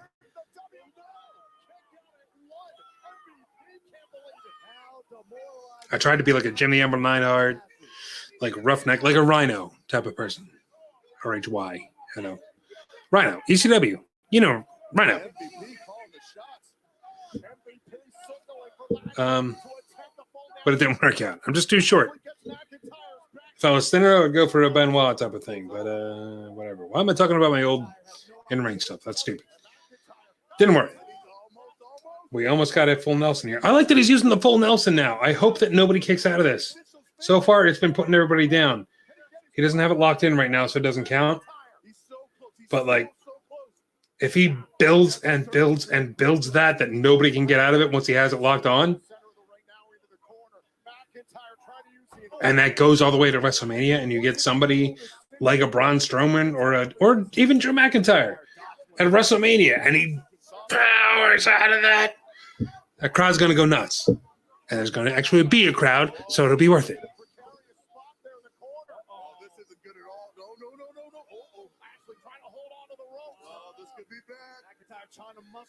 Oh, God. Oh, I thought they were just going to snap right into it. That would have been terrible. Alabama Slam, man. The move is way underrated. I'm telling you, gentlemen, Lashley will not be denied. See, I'm like an MVP on the outside, man. Like, this is going... It's going really well for him. I hope it sticks around. I hope he sticks around. I don't know what they're going to do with the Lana thing. I hope it doesn't turn out dumb. Anytime they get any kind of... Oh, these two are married now. It's like... it gets a little weird. Trying to continue on, trying to follow up.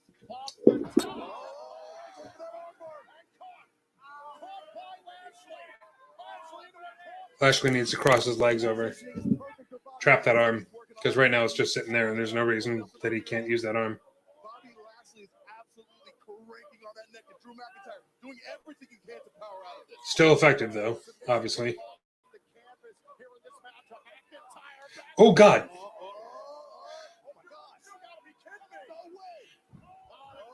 Oh, nice. I thought he just dropped him. That was a reversal. Very cool. And an ankle lock. Has he been using an ankle lock, or is this something that he just pulled out for this? Only thing with an ankle lock, as you can see, it's way too easy to get out of. What? Oh, he's got him in a Kimura. It's Kimura lock, right? Not great with move names, as you can tell.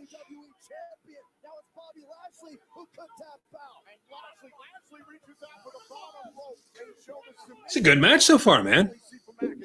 Heightened drama. 4 stars. I'm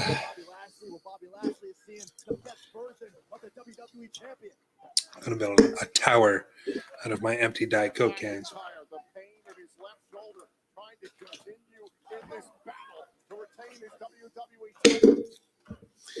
Can't see it yet.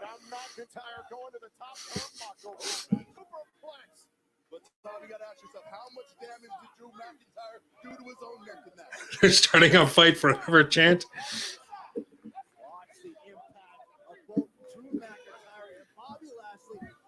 I wonder how produced that is. Like, most of the time, WWE stuff is like overly produced. Like, go out and say exactly this. I wonder how produced the fans are. So we talked about it last time. Hang on, Claymore. Oh, no, we got a spear. Oh, you convinced me. I was on the edge of my seat right there. I thought he was going to get I thought we were going to get a title change. But yeah, I wonder if it's... Oh, and here comes Lana. I was hoping it would happen after this match, whatever was happening. I was enjoying this match. This is kind of ruining it.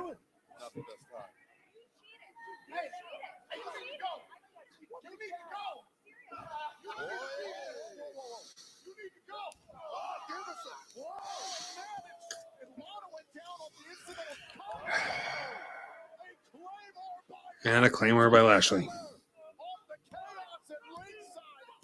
There we go. Yeah, that kind of ruined the match. It wasn't, at least it wasn't long, but so we got a Lana interfering in the match. And she's cost Bobby Lashley the title. Claymore and Drew McIntyre is still your WWE champion. All of MVP strategizing comes to nothing. I still don't understand why Lana chose to come out here at the point that she did. Doesn't make sense. Like, who was that? Saxton that said that? Don't understand why she came out when she did. Neither do I. It doesn't make any sense. Now you got Lashley walking away from her. But what's going to happen? The worst, the only thing that can be, oh, okay, well, we're getting a divorce now because you can't stay out of my business. Can't listen to me. You got to do whatever you want. Yeah, it's husband and wife stuff. I'm getting too much of a shadow on my face here. Adjust this light. Oh, God, that went right off the side.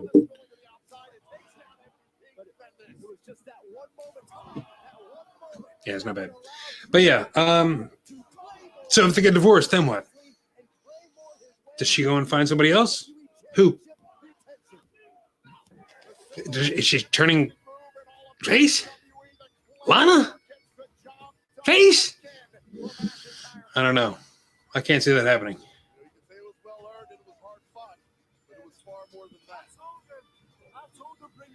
All right.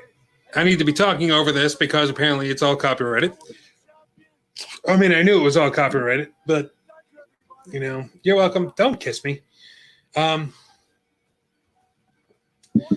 I knew it was all copyrighted, obviously, but I'm going to have to talk over it because it's a little too loud, and I can't turn it down anymore without it being completely muted. So, well, I can just mute it for now, I guess. There we go. Can't hear that at all. Like, I can't hear it.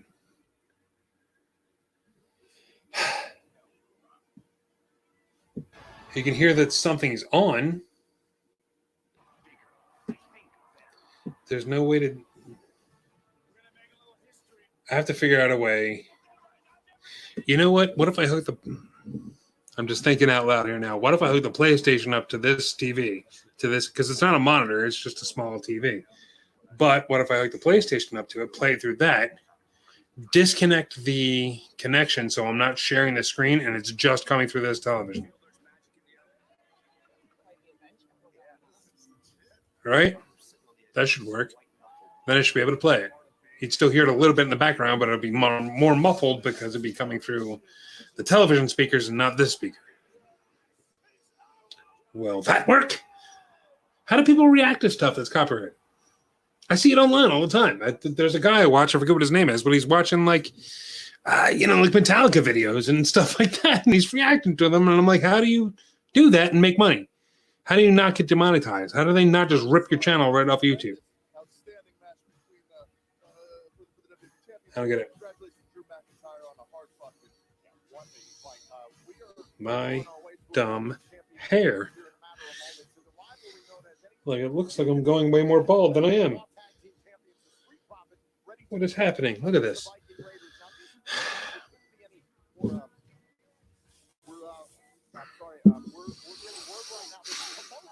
I'm going to take a break. I'm getting a little too emotional here. So once again,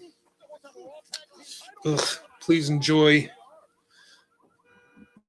this awesome music. And I shall return in a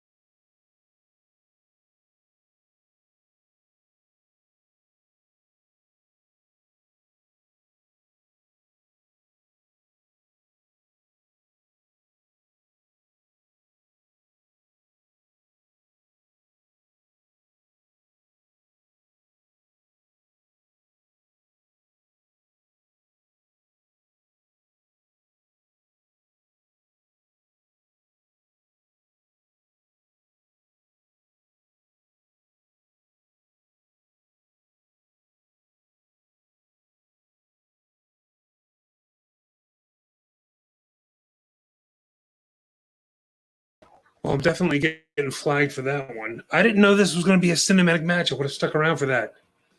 I thought that was just going to be a regular tag team title match.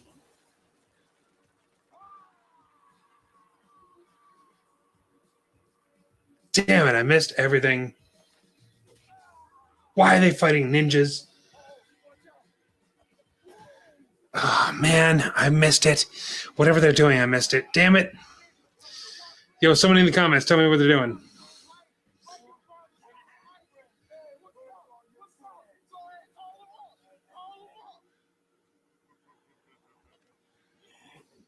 Forgot to shut my door.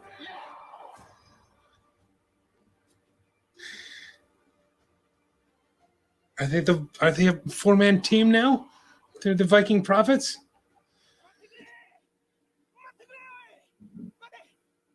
Is that Tozawa? That's not Tozawa. It is Tozawa.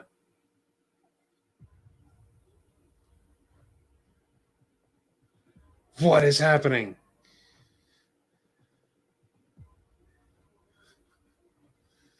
Tell me it's Zeus. Please tell me it's Zeus. He's got a mask on.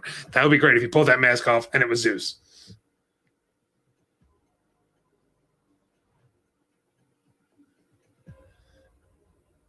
If that's not Tozawa, I am such a racist. God damn it. What do I speak?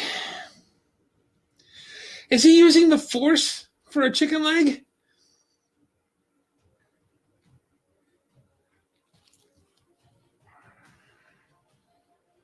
Viking Yodas.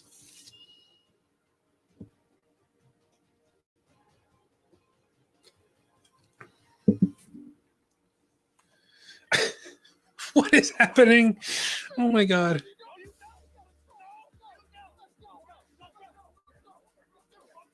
Where is Zeus? Tiny, where are you at, man? What's that guy's name? He's an actor. He's been in stuff. But, you know, Zeus. Human wrecking machine.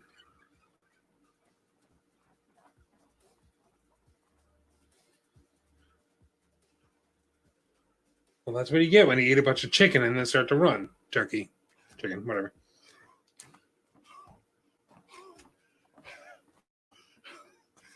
You wouldn't be so obsessed with turkey legs. Turkey legs. Yeah, I was right. Well, boys, he's only tired because he beat up all the ninjas. Yeah, I was thinking when this was starting, like the anything I can do, you can do better, or whatever. You know what I mean? That whole thing where they were trying to play basketball and throw axes and run a decathlon and all that stuff, playing golf. I thought it was silly at first, but then I was like, okay, let's see where it goes. And then they were just like, yeah, we're tied, so we're going to have a match. They just dumped into a dumpster. Oh my gosh, this is going crazy. We're supposed to be the Viking Prophets. Everything. That's it.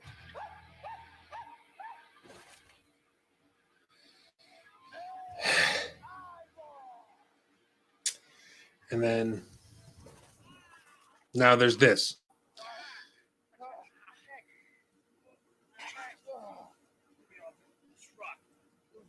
I really thought he was going to say my P word and my crack.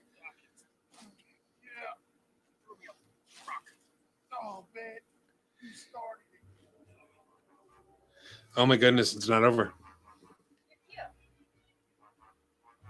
You're cute. You're cute.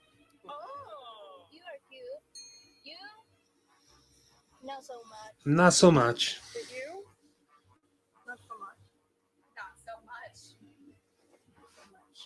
Oh. Yeah, so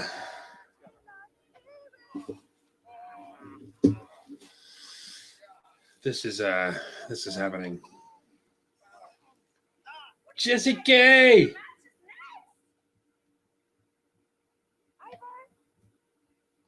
cute. You? Not so much.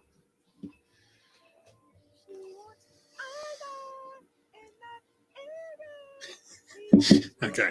You know what? Best segment. Best segment of the night. Because it's got my girl Jessie K in it.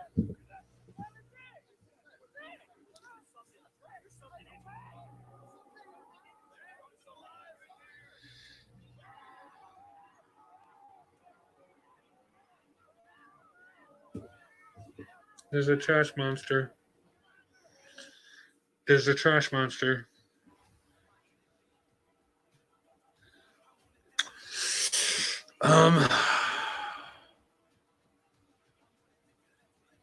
Are they going to have?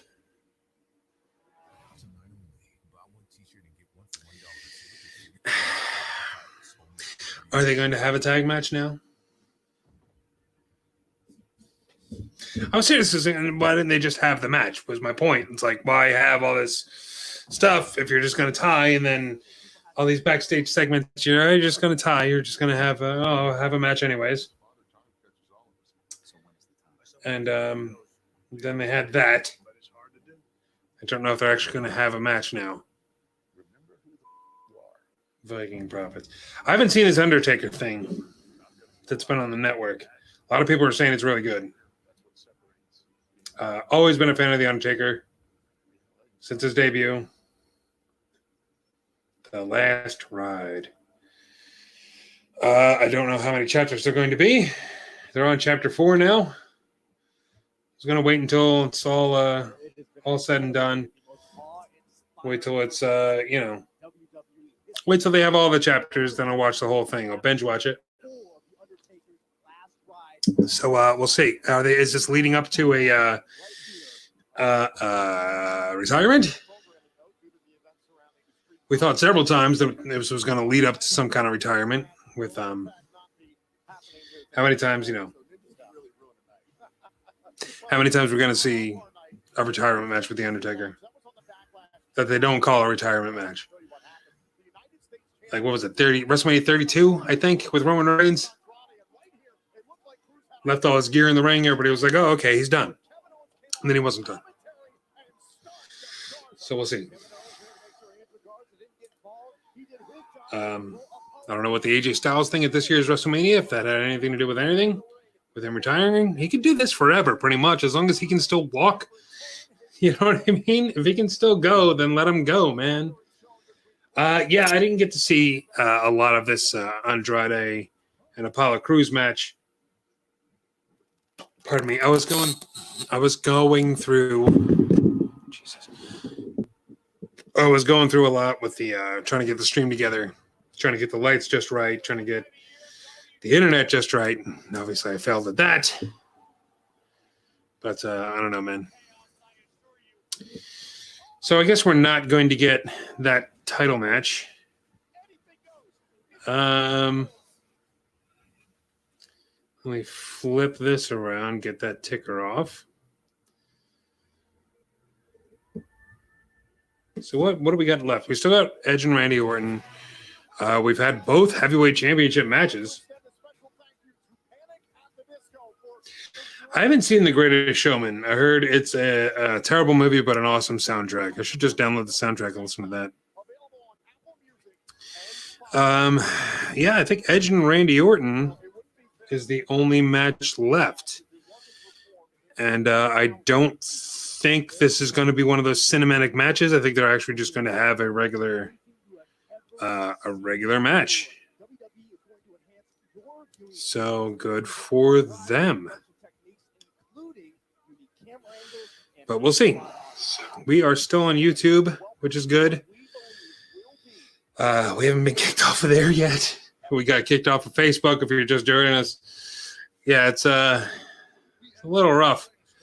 It's we got nailed big time with I don't know. I'll figure out something to do with the copyright deal. I gotta figure out a way that I can listen to it but not have it play through the speakers. I want to be able to play it just through the headphones, but there's no headphone jack on the monitor, and so it's just playing straight through to the to this. So that sucks. I'm in the process of updating everything here. I got a blue backdrop right now. It's just a sheet. But I'm digging the setup right now. We're rolling through StreamYard. StreamYard's been really good so far. We used it a couple times. I used it with my other podcast I do with Mark Kalbacher's sister, Karen. It's called It's Something to Do. I just used it with that. I recorded it. It came out pretty well. So this StreamYard, again, they're not a sponsor or anything like that. I'm just singing their praises because I'm using them and they're good. You can record a podcast and just do the audio only while seeing each other as well. So you can just record audio, which is really good for podcasting. And this is a pretty good streaming service so far. My voice is coming through pretty clear. My setup isn't perfect. I don't think anybody's is. Everybody has streaming problems every now and again, but it's going rather well. I'm thinking about streaming some games, or at least doing some video games. The Last of Us 2 is coming out next week. This week. It's this week now. So I want to get on that. I hooked up my PlayStation 3 up here. I'm going to try and figure out a way that I can do. I'm sure there's a how-to on YouTube somewhere of hooking up the PS3 so I can play the original Last of Us. And I want to record it and show it and see what's what, man. Before I play the Last of Us 2. I've never recorded video games before. I've never recorded myself playing video games. I've always wanted to. I want to get me and Corey Castle have been playing WWE 2K19 on PS4 recently, remotely, online. So we haven't been we haven't been able to be in the same room together due to the whole worldwide situation we got going on now. So I'm just going to type in Edge versus Randy Orton here. And this is happening in the building. They called it a wrestling match for a reason. But they also called it the greatest wrestling match ever. So that's what this is supposed to be. And they've even been talking about how that's a huge thing to live up to, man. That's huge expectations right there. So you're talking about better than, Austin and Bret Hart. You're talking about better than Savage and Steamboat. You're talking about, all kinds of stuff. I mean, I love Edge. Randy Orton's great. I don't know what they can do to make this the greatest match of all time. I know that Backlash is scheduled to go off the air at 10 o'clock. It is now 9:13. So you got 47 minutes. Go for it. See what you can do with it. But yeah, I'm thinking about streaming some video games. So let me know what you think about that. There's Just Wrestling right now on my YouTube channel. It's mainly an independent wrestling YouTube channel, and along with Rassle Rock, the podcast, and now we're streaming watch-alongs, and we're streaming our podcast as well on the YouTube channel. There's also other stuff on there. There's like the Wrestle Battle Rock stuff that we've done for charity. There's some old sketch comedy that I've done on there. My demo reels on here. There's a whole bunch of other stuff on here. It's not just wrestling. So why not try, the independent wrestling is still going to come out. I have DCW set up, OTW, ECWA, the Break 'em Around charity shows, ACPW, WPW. A whole bunch of stuff is going to be coming to the channel very soon. I want to do the video game thing in addition to that. I'll try it with The Last of Us. I'll try it with The Last of Us 2. If people like it, great. I'll keep doing it. We'll bring up WWE 2K19. Friday the 13th, the game I've been playing left and right, even though that came out a few years ago. I want to get the Predator game as well. Give that a shot and see if people are into it. And if they're into it, they're into watching me playing it, and they like what they see, I'll keep doing it. If not, then it'll just be the indie wrestling. Why did everything go dark?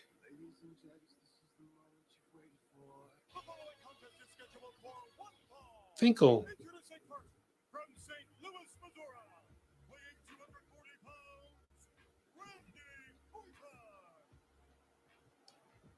That's kind of creepy.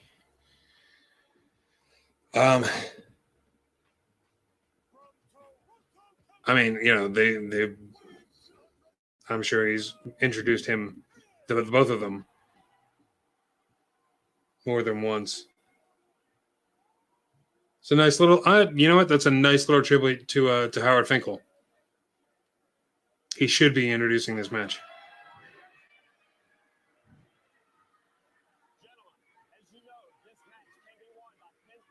Who's that ref? Is that Little Nate? Yeah.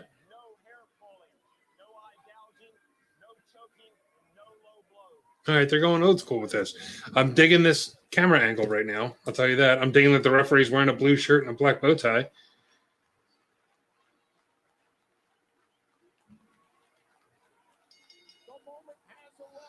All right, they're treating this like a very, very big deal. This is not just a regular wrestling match. They're they're getting cinematic with this. How did they get that camera angle? This has to be pre-taped, right? Like, this can't be live.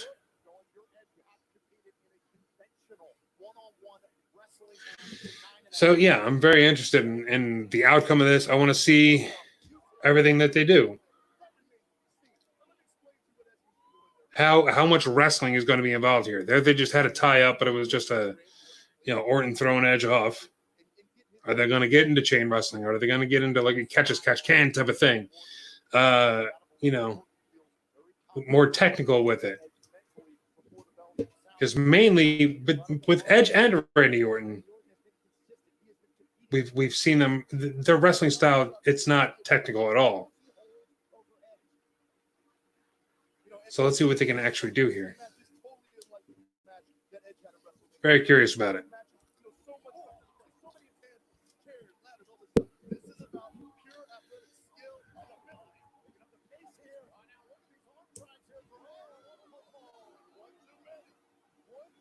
All right. Good spot. Good spot to open with. It's classic. Tackle drop down, leapfrog, hip toss, arm drag, arm drag. Classic. So yeah, they're going old school with this. That's cool. That's very cool.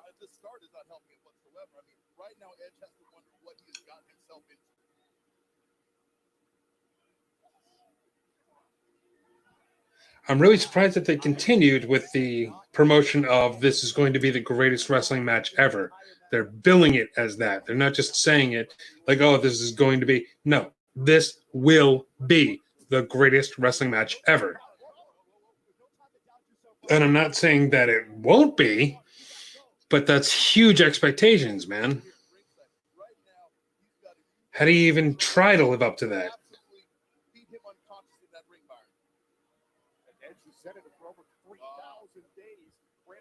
Camera angles are great so far. They're not just doing the traditional camera shots with the hard cam and just the cameras at ringside. They're going above the ring. They're going in between them when they lock up. It's different, and it gives it that big match feel.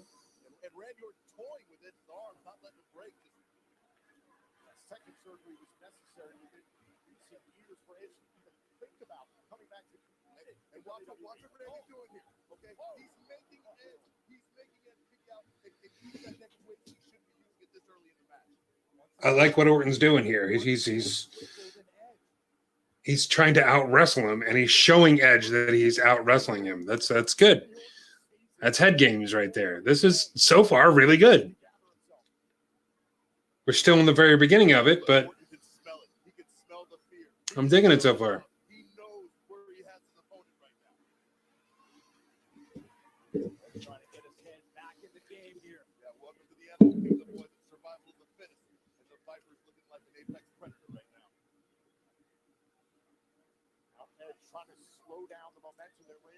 Something just came off of Edge there.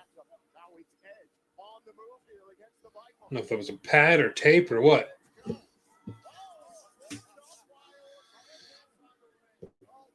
It's clever by Orton there. Drop down, and then he tripped him.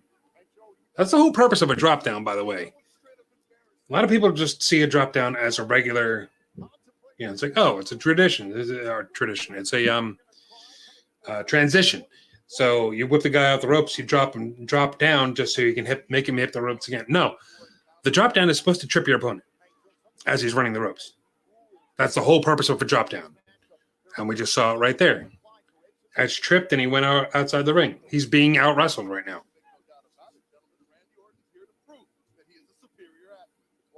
So they're going back to, it's a traditional, How I like it's a technical thing. Like they're paying attention to selling. They're paying attention to psychology. And I don't know who I want to win here. I guess Edge, just because he's the face, and I feel like I should cheer for the faces. But I wouldn't be surprised if they put Randy Orton over here. They put Edge over in the last man standing match. Nice. Edge being a little bit tricky there. Trying to outsmart him. Good. This is good. We got a good back and forth here, even though Orton just got knocked the F out. He's still down. Jesus. That was a good shot, too. And a good bump, good sell. I'm trying to get not to get too technical here. I want to be a fan tonight. I'm trying to be a fan. It's hard to turn off the wrestling brain. Once you know what's going on, once you've been in the ring, you've been in the business for a number of years, it's hard to turn that off and just be a fan again. But I'm trying. And I'm enjoying the hell out of this so far. That's why I still watch wrestling. I want to enjoy it, man. I hate being those guys that just gets just cynical about everything. It's, oh, they should have booked it like this, or oh, they should be selling this, and they should be, the psychology doesn't make any sense, and all this other stuff. I'm just trying to shut my brain off and enjoy it. So I apologize if I'm not doing that. I'm trying to be positive about everything as well. I think I'm doing a half good job so far, at least. Let me know in the comments if I am not. Otherwise, I'm going to assume that I am.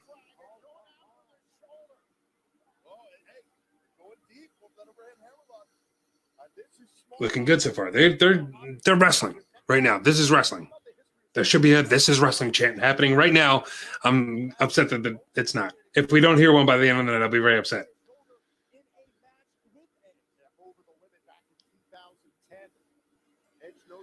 I think we all knew that this was going to be the main event. It's weird to have two championship matches on the card, and neither one of them is the main event. The single match with no stakes is the main event.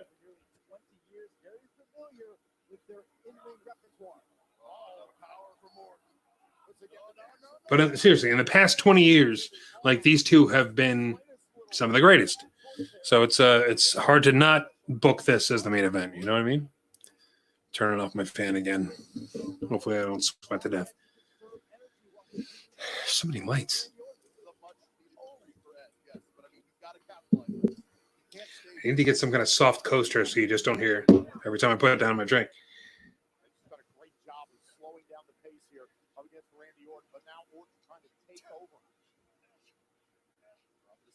So there hasn't been too many of the, there's no punches so far, but there's been a few kicks and things that aren't traditional wrestling moves.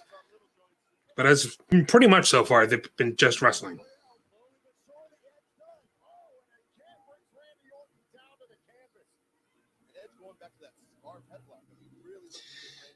Like with a headlock here, you see Edge has Orton in a headlock. A lot of people think this is a submission move. It's not. It's to wear down your opponent, to slow him down, to get him winded.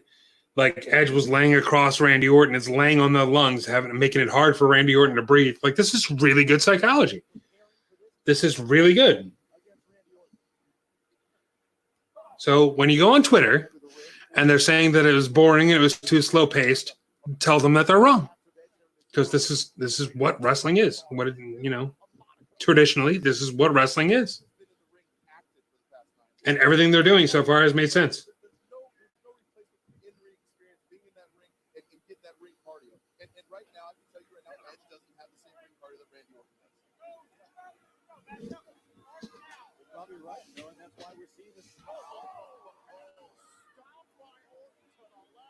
Well, there you go. Now you got a stomp by Randy Orton. It was literally him just stomping on his feet. Nothing technical about that. Now Edge sent to the corner. Look at this. Looking for the head scissors here on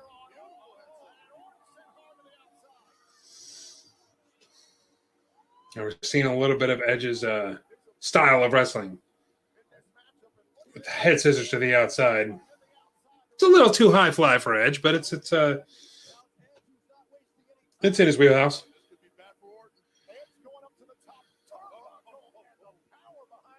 So they're kind of mixing it seems like. So now we got Edge on the top rope with Orton cutting him off and throwing punches. So this is more Orton style. Punching strikes. This is a little too soon to be doing a spot off the top rope in a match where it's supposed to be purely wrestling. He's going to suplex him to the outside.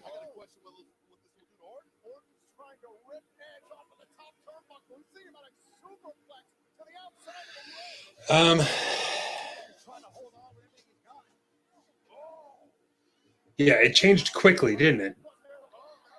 It changed quickly from let's wrestle to let's beat up each other like we usually do.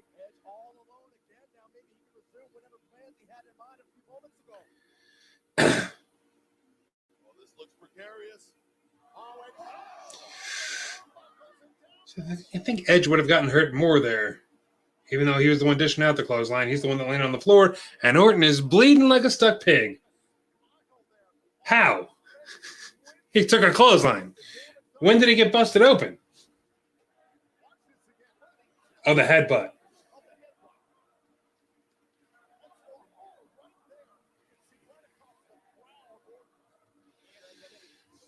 All right. Well,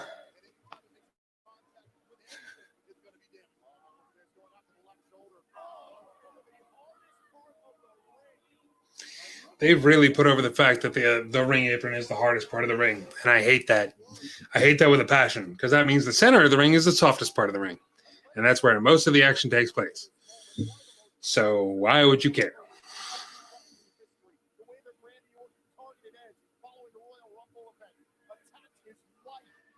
And I know that it isn't. I've been in the ring. There's people that we've had on this podcast that have been in a WWE ring. Nick Burke has been in a WWE ring. Corey Castle's been in a WWE ring. They know how hard that ring is. So to take away from it and say that the ring apron is the hardest part of the ring, I don't know. I don't like that at all. I'm surprised Vince allows that. I'm surprised no one's gone to Vince and said, hey, can you get them to stop saying this? Because it's making it sound like the middle of the ring is the softest part, and we're all weaklings. Surprised they're allowing blood.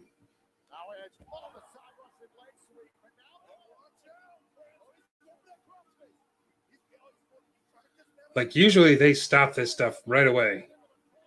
I got to imagine that maybe he got busted open the hard way. I don't know.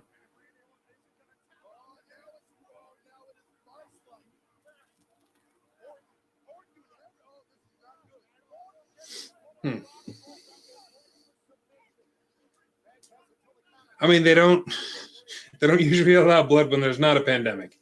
You know what I'm saying? So it's I had a feeling that somebody was going to get some color. That's old school right there. If you see red, that means it's green. Meaning when there's blood, there's money. Because it adds to the drama of the match.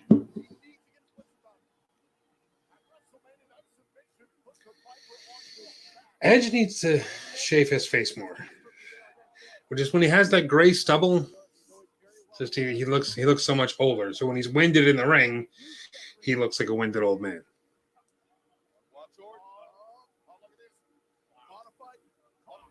There's that backbreaker. Talked about it earlier, that Randy Orton backbreaker. I love it.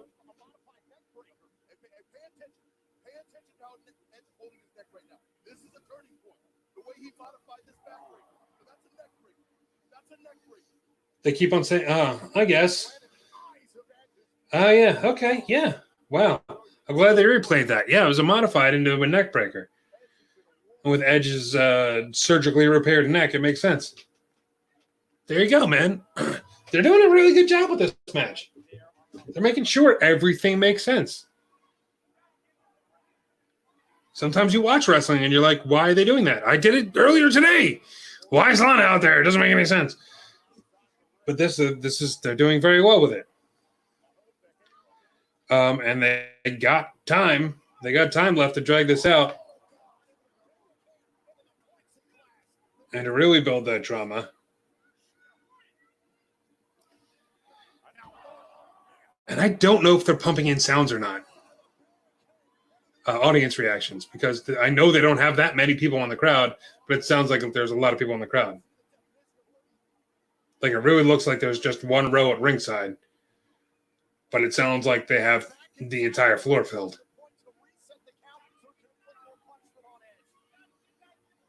Is that Karen Q there at ringside?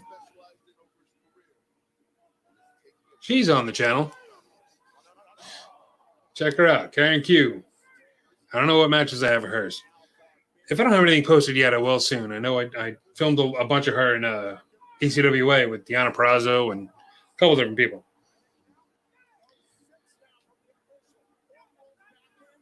So she'll be on there. Definitely worth a watch. I know I have a promo or two of hers.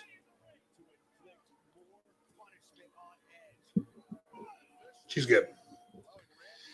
Back to this match, though. Again, they're going from... Oh, God, those tables never break. They're going from traditional wrestling match to let's brawl and kill each other. Like, how many...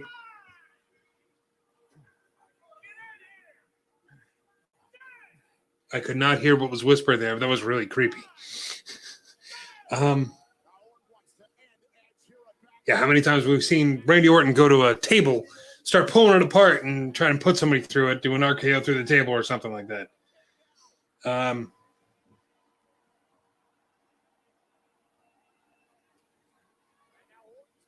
They have to be pumping in crowd sounds, right?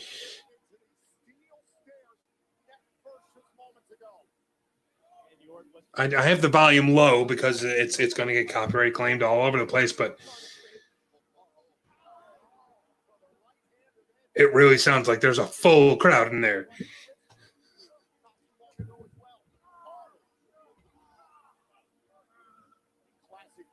Is this the Orton stomp, or is this no, he was just stomping on the ankle.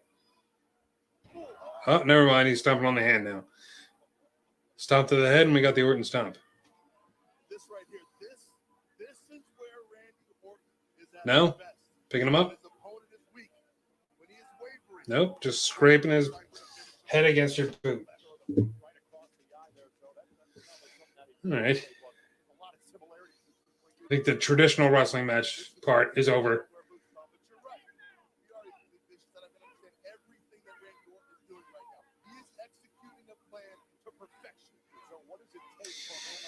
So we're starting to slip out of Orton trying to out-wrestle. Well, we have slipped out of Orton trying to out-wrestle Edge. Because even though he's got a headlock on now, he was pulling hair, he was stomping on feet, he was throwing punches, went over and slammed him on the table, rubbing his boot across his face. He's done. He wants to put Edge away, but he's going to wear him down. But not just with a headlock. He's going to wear him down with stuff that really hurts, really stings. And is really cheating. So, putting forth that he is the heel and Edge is the face.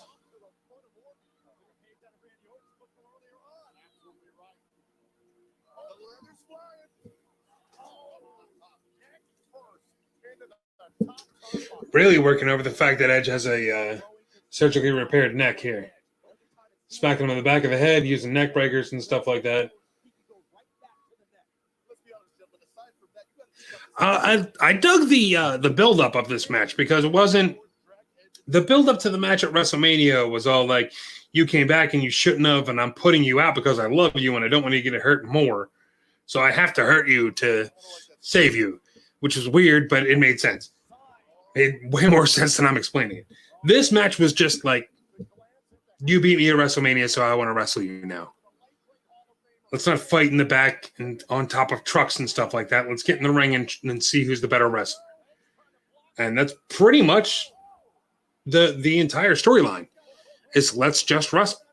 Let's see who's better. So I've been digging it.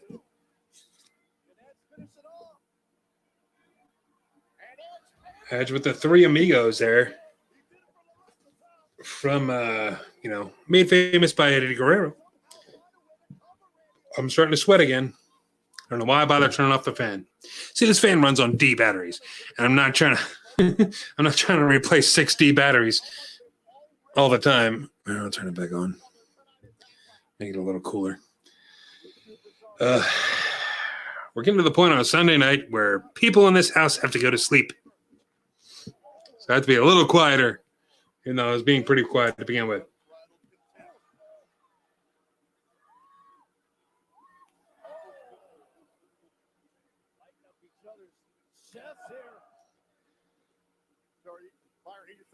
Let's lay down and chop each other. That's different. Oh, God, Orton, wipe your face. Spitting all over the place. Jeez, man. Jeez, man.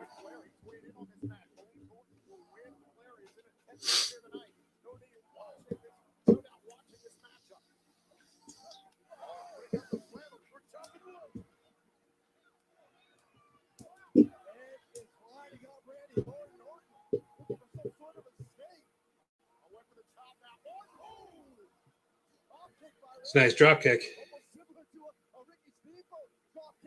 Oh, don't compare him to Ricky Steamboat. Come on now. Now you're just being silly. At the same time, Edge putting some space between himself and the Viper on the outside of the ring. And smartly so. I mean, Edge needs to find a little bit of breathing room. This is a really good match. It's good.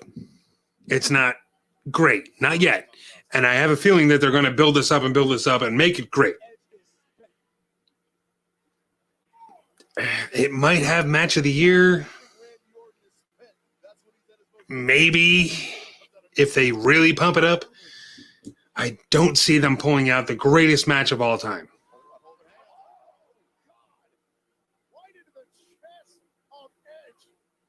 It's a weird sell by Edge. I understand he's like, they're putting over the fact that his neck is messed up and all this other stuff, but it's a weird sell.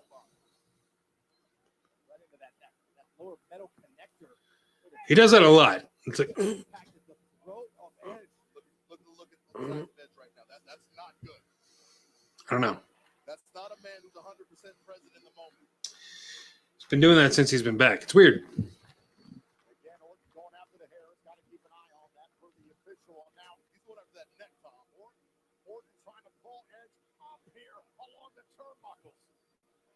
Yeah, we talked about it on Rassle Rock. How just naming this the greatest wrestling match ever before it even airs is a little pretentious. And it's a little, I'm sure it sold some network subscriptions. I'm sure there's a lot of people tuning into this right now just to see what they do to try and make it the greatest match of all time. But it's I don't know. It's a weird label to put on it. You can see that on my YouTube channel. Is the cameraman in the ring? Why? Why are you in the ring?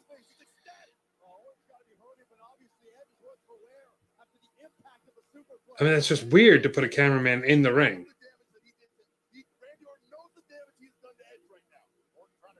I mean, I guess since there's no crowd, nobody's going to complain about it, but it's a weird camera angle. I don't know. I don't know if I like that or not.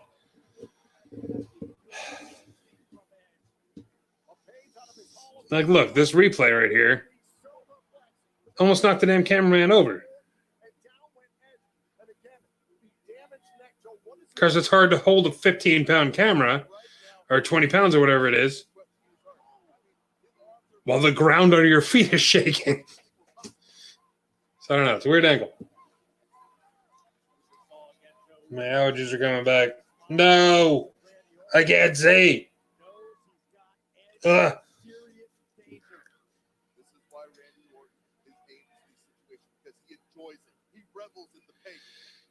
So yeah. Yeah, you can hear that on the Rassle Rock podcast. That's on my YouTube channel. Or you can just download the podcast if you just rather listen to it. Sorry, I'm getting my plugs in now because when this is over, I don't want to bog everything down with plugs. Have you subscribed yet? Subscribe to my channel, tinyurl.com/YouTube Rick Connor. If you're watching this, it's definitely on YouTube, not on Facebook.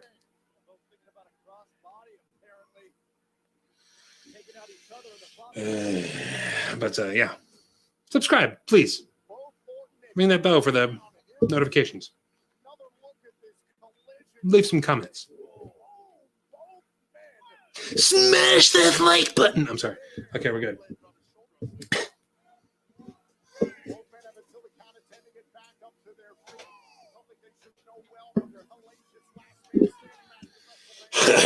Last Diet Coke of the night.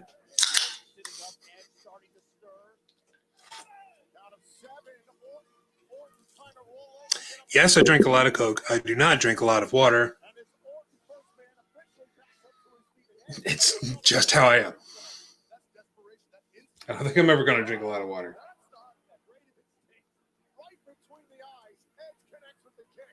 That was an old Christian move right there. Was that Christian's move or Miz?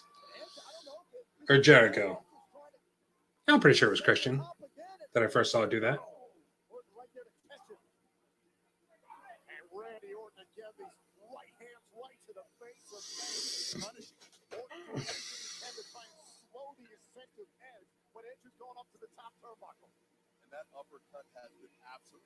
Back on the top rope now.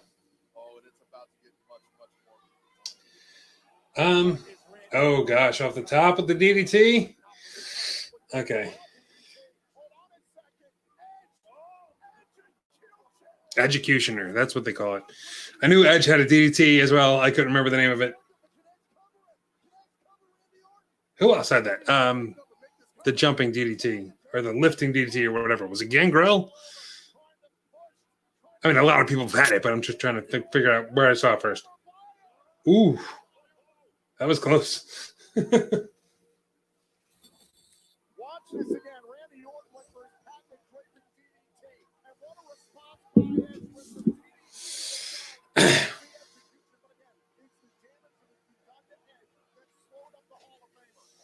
All right, that's a legit "this is awesome" chant. Unless somebody went around and said, hey, when he hits the executioner, start chanting. But no, I think that might have been organic. That might have been natural.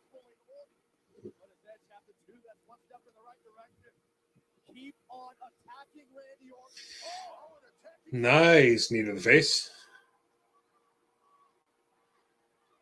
That is Karen Q. Hi, Karen Q.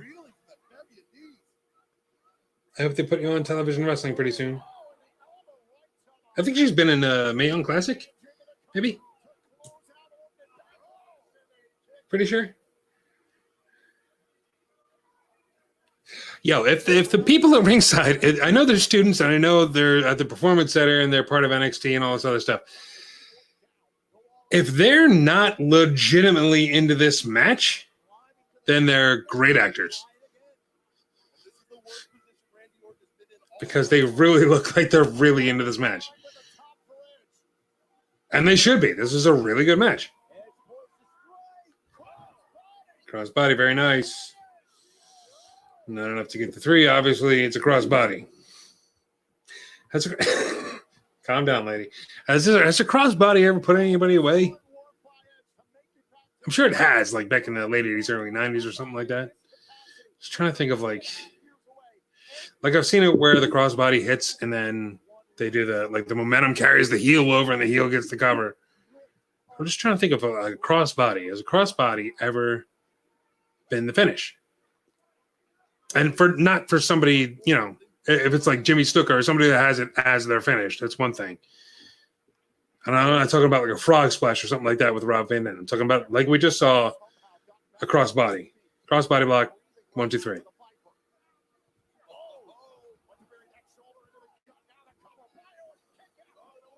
I was about to say, do not end this with a surprise roll-up. All right, see how he's got his feet crossed there? Or he did. Never mind. Okay, but he's got his left leg across the arm of Randy Orton. He should have those feet crossed. I don't know why he doesn't, but oh, I see why he doesn't. Okay. Yeah, that makes sense. He's laying across the back, again, with the lungs. Makes sense. Do not end this with a surprise roll-up. I swear to God, WWE.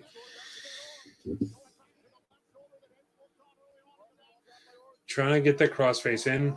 Makes sense. That's psychology. He's been working it. That works.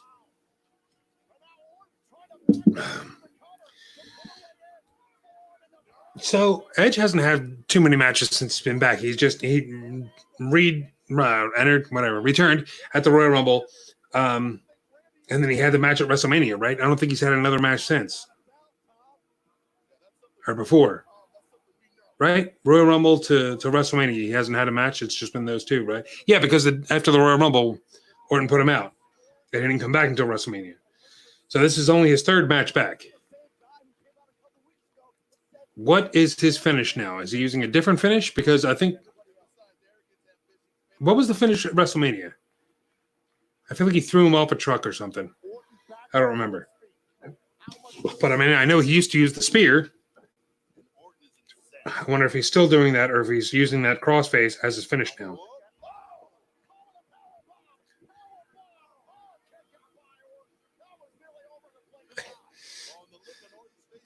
The fans are great. I like that style of powerbomb that he did. He brought it down and he clamped his legs together to hold those shoulders to make it harder for Orton to kick out. Again, makes sense. Why don't you do this all the time? You can do it, obviously. I mean, obviously not everybody's as great as Edge and Randy Orton, but like you can do it this way. This NWA does it this way. Why not? It's fine. I mean, this is the reason that people don't watch WWE is because a lot of it doesn't make any sense. And we were talking about it last week with the NXT show, how selling has kind of gone out the window. But you can see here that it's good and it works. So why not do it more? I don't know. I guess depends on what kind of reception this match gets.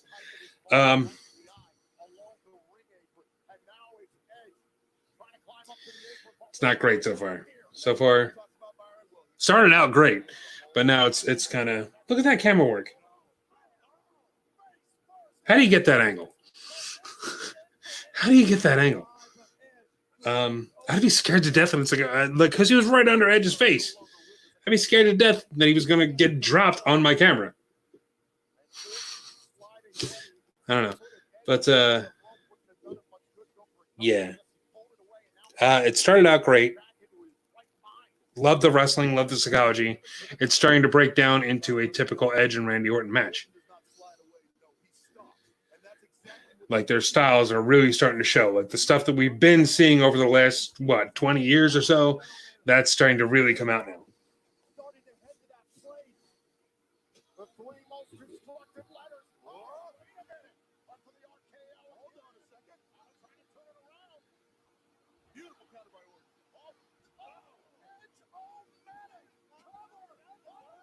I haven't seen the Edge-O-Matic in a while.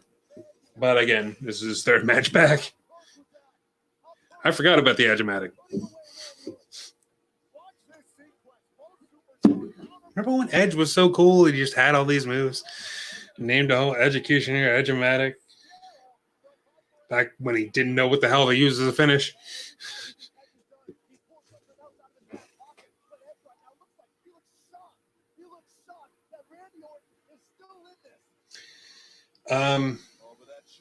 But he hasn't used that as a finish in a long time, so I don't know why he's so shocked that he didn't get the win there.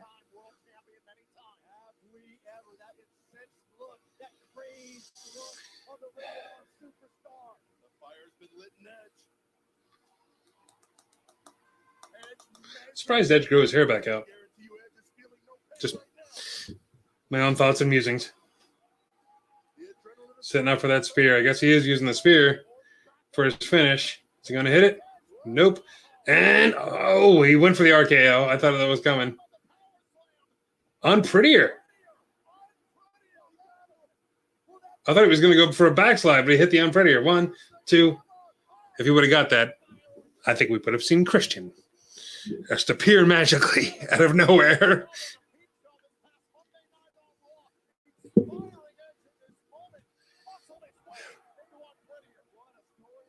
I don't remember if I saw Raw. I saw that Christian was supposed to come back. I don't know if he did or not.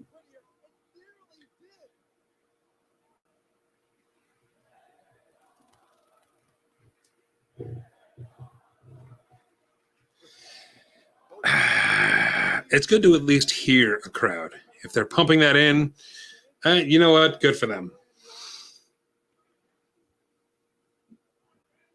Superhuman effort tonight from Edge and Orton at Backlash. And the fight just continues.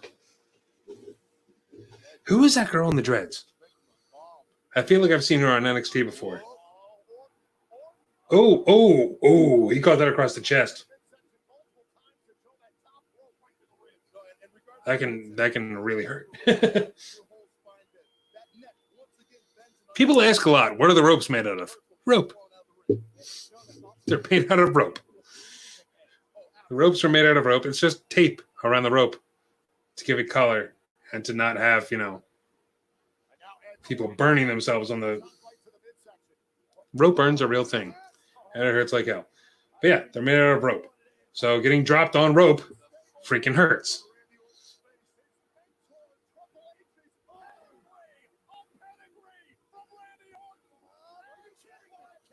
A pedigree, really?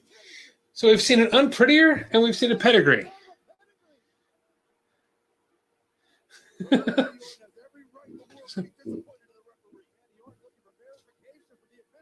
Pretty sure that was 3, ref.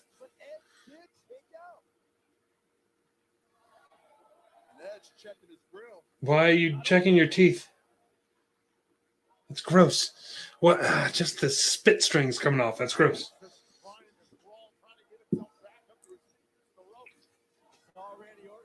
See, like you heard the "This is awesome" chant, and that sounded like a crowd. The "Fight Forever" chant, you can tell, like, come on, people. Like, do it or don't do it.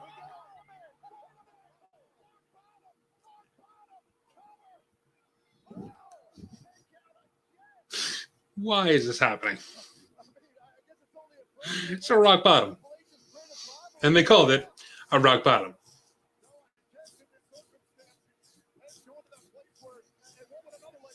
I don't hate it. I'm not disliking it. I'm just like, okay. Okay.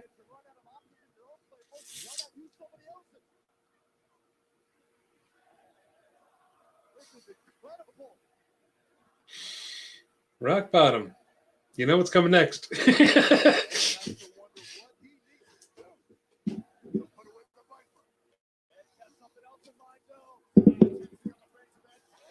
Oh. I know. Well, I've seen Edge do a sharpshooter before. But it made sense.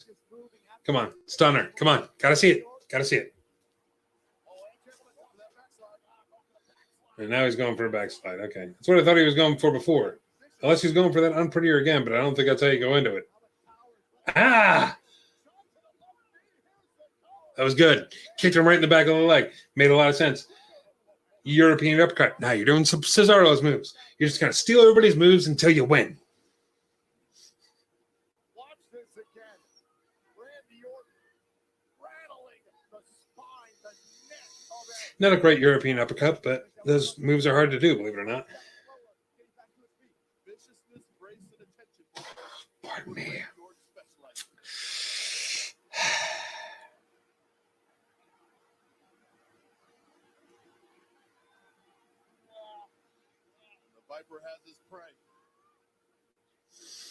I want to see a stunner. I want to see a big boot and a leg drop. I want to see a, I don't know, earthquake splash? Vader bomb?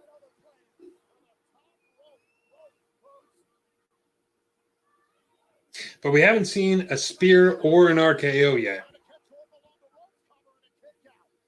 So they're not doing that thing where they're kicking out of each other's moves.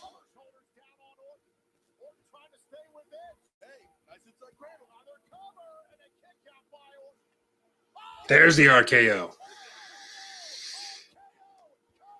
And he kicked out. Okay, you just proved me wrong. That's what I just said. I hate when people kick out of finishers. I hate it.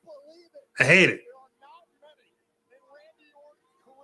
Because honestly, if no one's ever kicked out of the RKO before, that would have been a huge, big deal. Huge deal. But how many people have taken that RKO and kicked out of it? Like John Cena, like Kurt Angle, like, oh God, name somebody. And they've kicked out of an RKO to add to the drama. If people kick out of your finish all the time, it's not a finisher. Don't do that.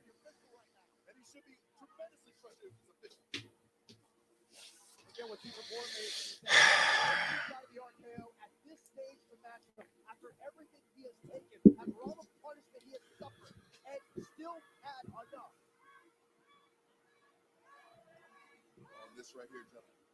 Let me tell you something. Some people ask what they need to do. Randy Orton. Come on. To finish this encounter. He's going to that dark. I'm getting pumped now. I want Edge to get up and spear him because I know it's coming.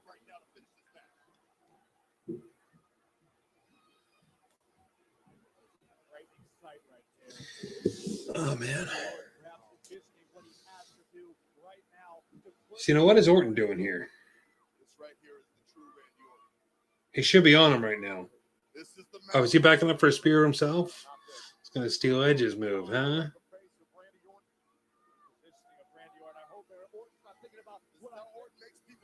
Is that what's happening? Or not? Or Edge just spears him. Cover him. Please don't kick out. Cover him. Cover him. Cover him. Cover him.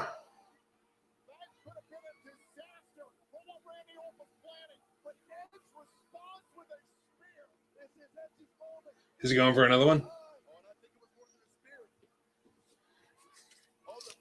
Oh, yeah. Hits him again. Please cover. 1, 2.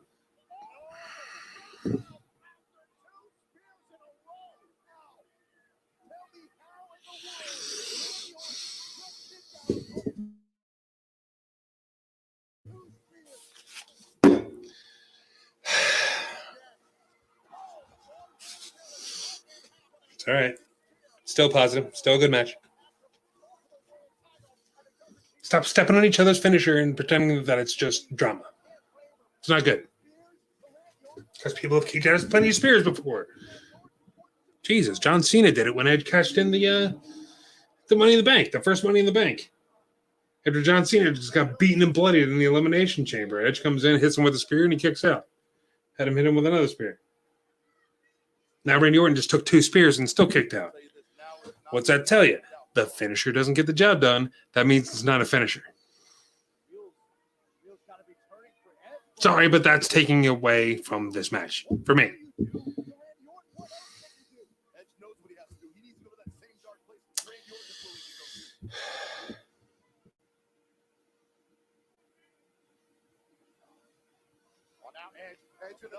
And there's the RKO. He's going to kick out, isn't he? He kicked out. See, that's not. It's fine if you're doing a rock bottom or a sharpshooter or something like that. That's not your move. That's somebody else's move. So that makes sense to kick out of that. To kick out of 2 RKOs and 2 spears. That doesn't add to drama for me. That just steps on your finisher and means that it's not a good finisher. I don't know. What do you guys think? You agree with me? I agree with me. This is great commentary by me.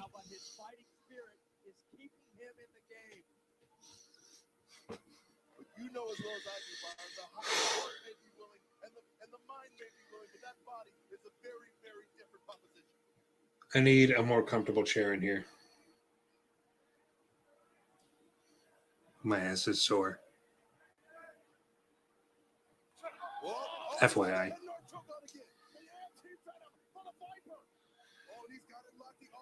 What is this? What was he going for?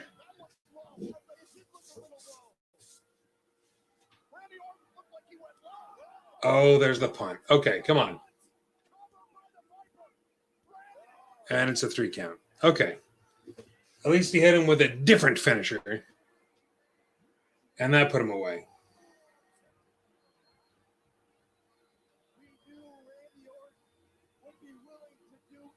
Why would you put the heel over?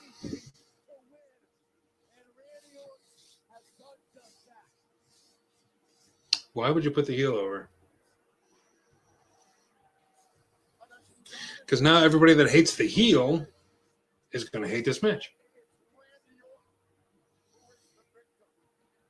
Don't you think?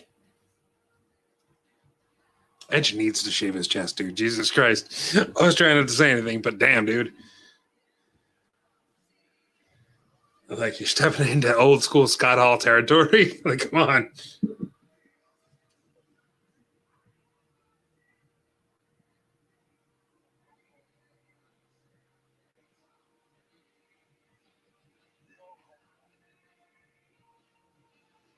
Say, go home.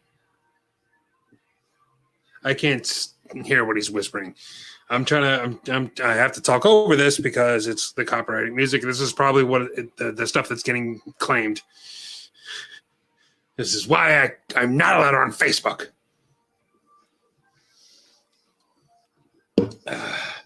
So not a bad match at all. That was a very good match. I'm not saying that it's not good. Is it the greatest match ever? Absolutely not. But it was good. Match of maybe not even match of the year. I don't know. There's been a lot of good matches this year, but it was good. It was good. It was the best WWE match that I've seen in a while. Main event, best WWE main event that I've seen in a while. Like, honestly, I think that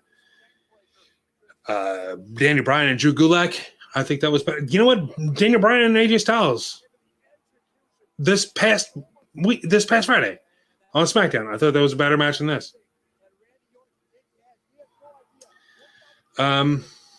This was just longer. Basically, like, that was the only thing. This was, this was like 45 minutes. So, yeah, it was good. I enjoyed it.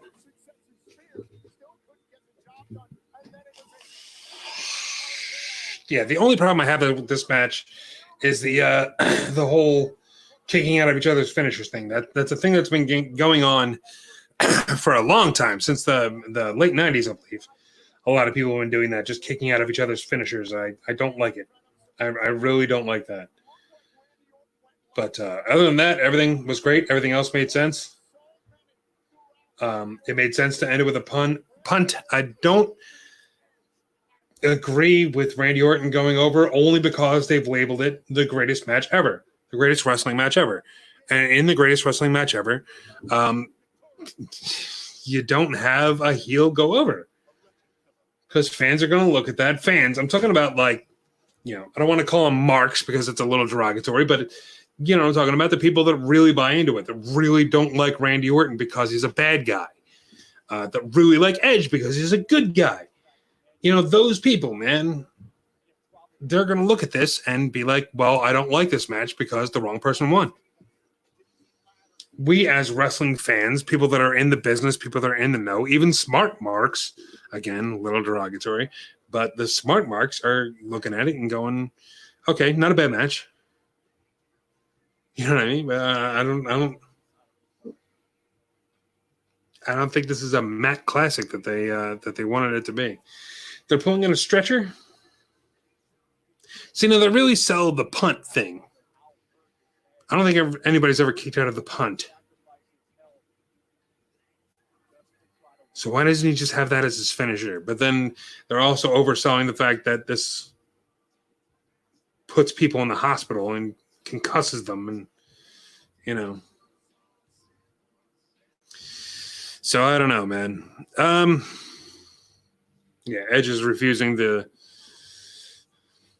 help from the EMTs. Doing this, I can get it. I can make it on my own. I'm gonna throw for 5,000 yards. Our little brother.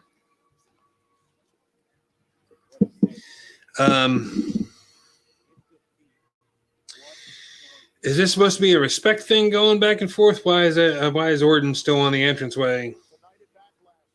No, I think they're just ending it here. They're just staring each other down. Okay.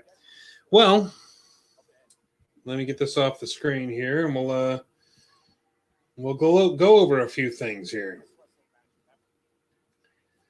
Okay, so that's the end of that. Okay, man. So that was Backlash. I enjoyed it. I really did enjoy the pay-per-view as a whole.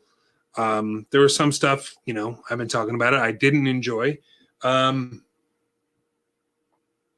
I didn't see much of the Apollo Crews and Andrade match from the pre-show. I saw the end of it with Kevin Owens interfering. If they're setting up a Kevin Owens and Andrade feud, that's going to be awesome. I'm glad that they kept the title on Apollo Crews. I was worried that they were going to take it off. Bayley and Sasha Banks retained. I thought that was a decent match. And I was going back and forth as I was watching it. Like, should they lose the titles now and write that 2-month storyline to SummerSlam where they're splitting up or whatever?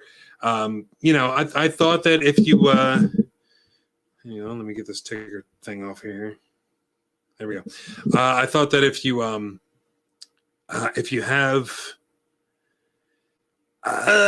you have them chase the title for a minute, and when they can't get it done, and it's still Bayley blaming Sasha Banks or something like that. It depends on how you want to write it. It could go like that, and you could drag it out for 2 months. It'll be interesting to see if they're even going to do that, if they're going to split them up still or not. They are the tag team champions right now. Sheamus and Jeff Hardy was pretty much the match that I thought it was going to be. It was a little slow paced. I was a little bored in the middle of it. I thought that they should be on each other more.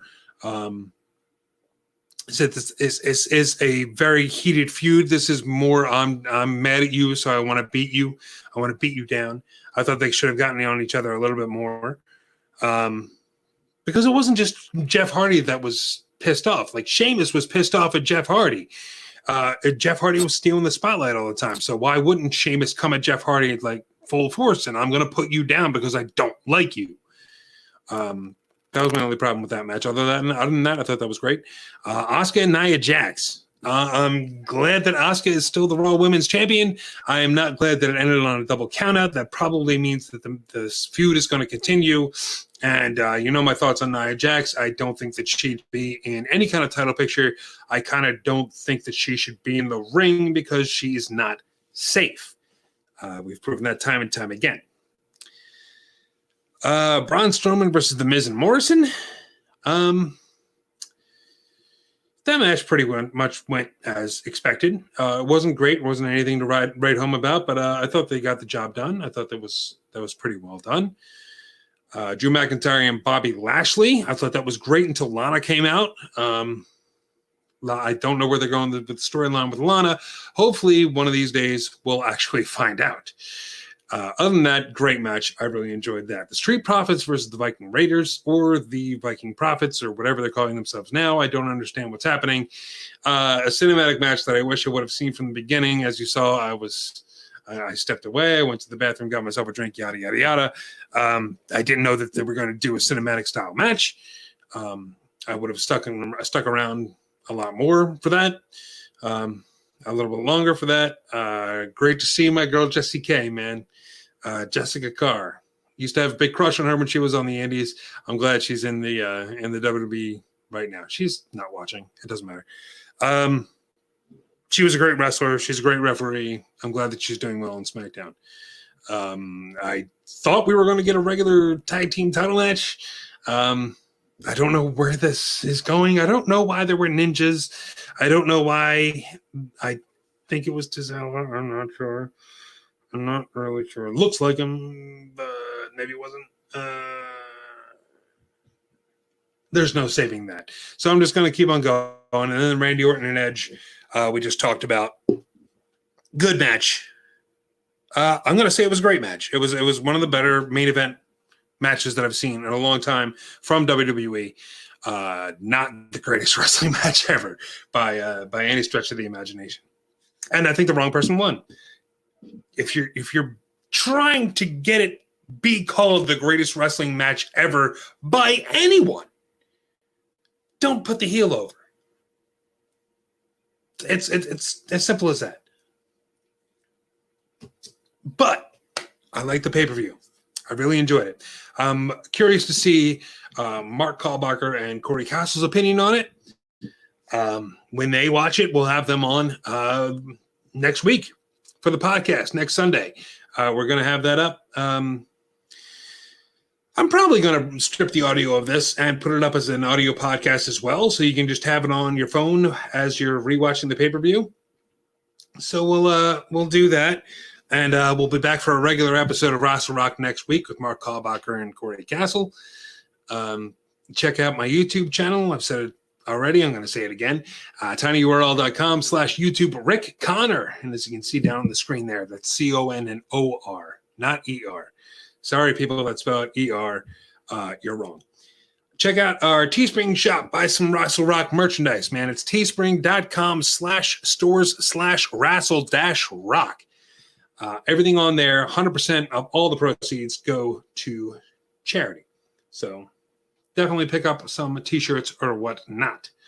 What am I missing? My other podcast that I do with Mark's sister, Karen Kalbacher. It's called It's Something to Do. It's on iTunes and wherever you listen to podcasts. It's free. It's a pop culture podcast going over new pop culture, old pop culture, and maybe we'll find something for you to do. Check it out. It's on Star. You can listen to it wherever. If you want to catch every single episode, go to starbug42.podbean.com. That's STARBUG 42. Check out Corey Castle's podcast, The Uneducated. Nope. Sorry, Mark. Corey Castle's podcast, Evolving with Corey Castle, has a lot of great guests on there. Our old podcast guest that we've had on before, Nico Sozio, has a great podcast called Struggling with Sozio. So check that out as well. I think that's all my plugs. So thank you very much for watching this. Please subscribe. Please leave a like if you liked it. Subscribe if you love it. Hit that bell for notifications. And that is the end of our show. So hope you enjoyed it. And we'll be back next month, I guess, for the Extreme Rules pay-per-view. And that's it, man. Let's take it out like we always do with Mr. Nick Bird. It's so hard to say goodbye to yesterday.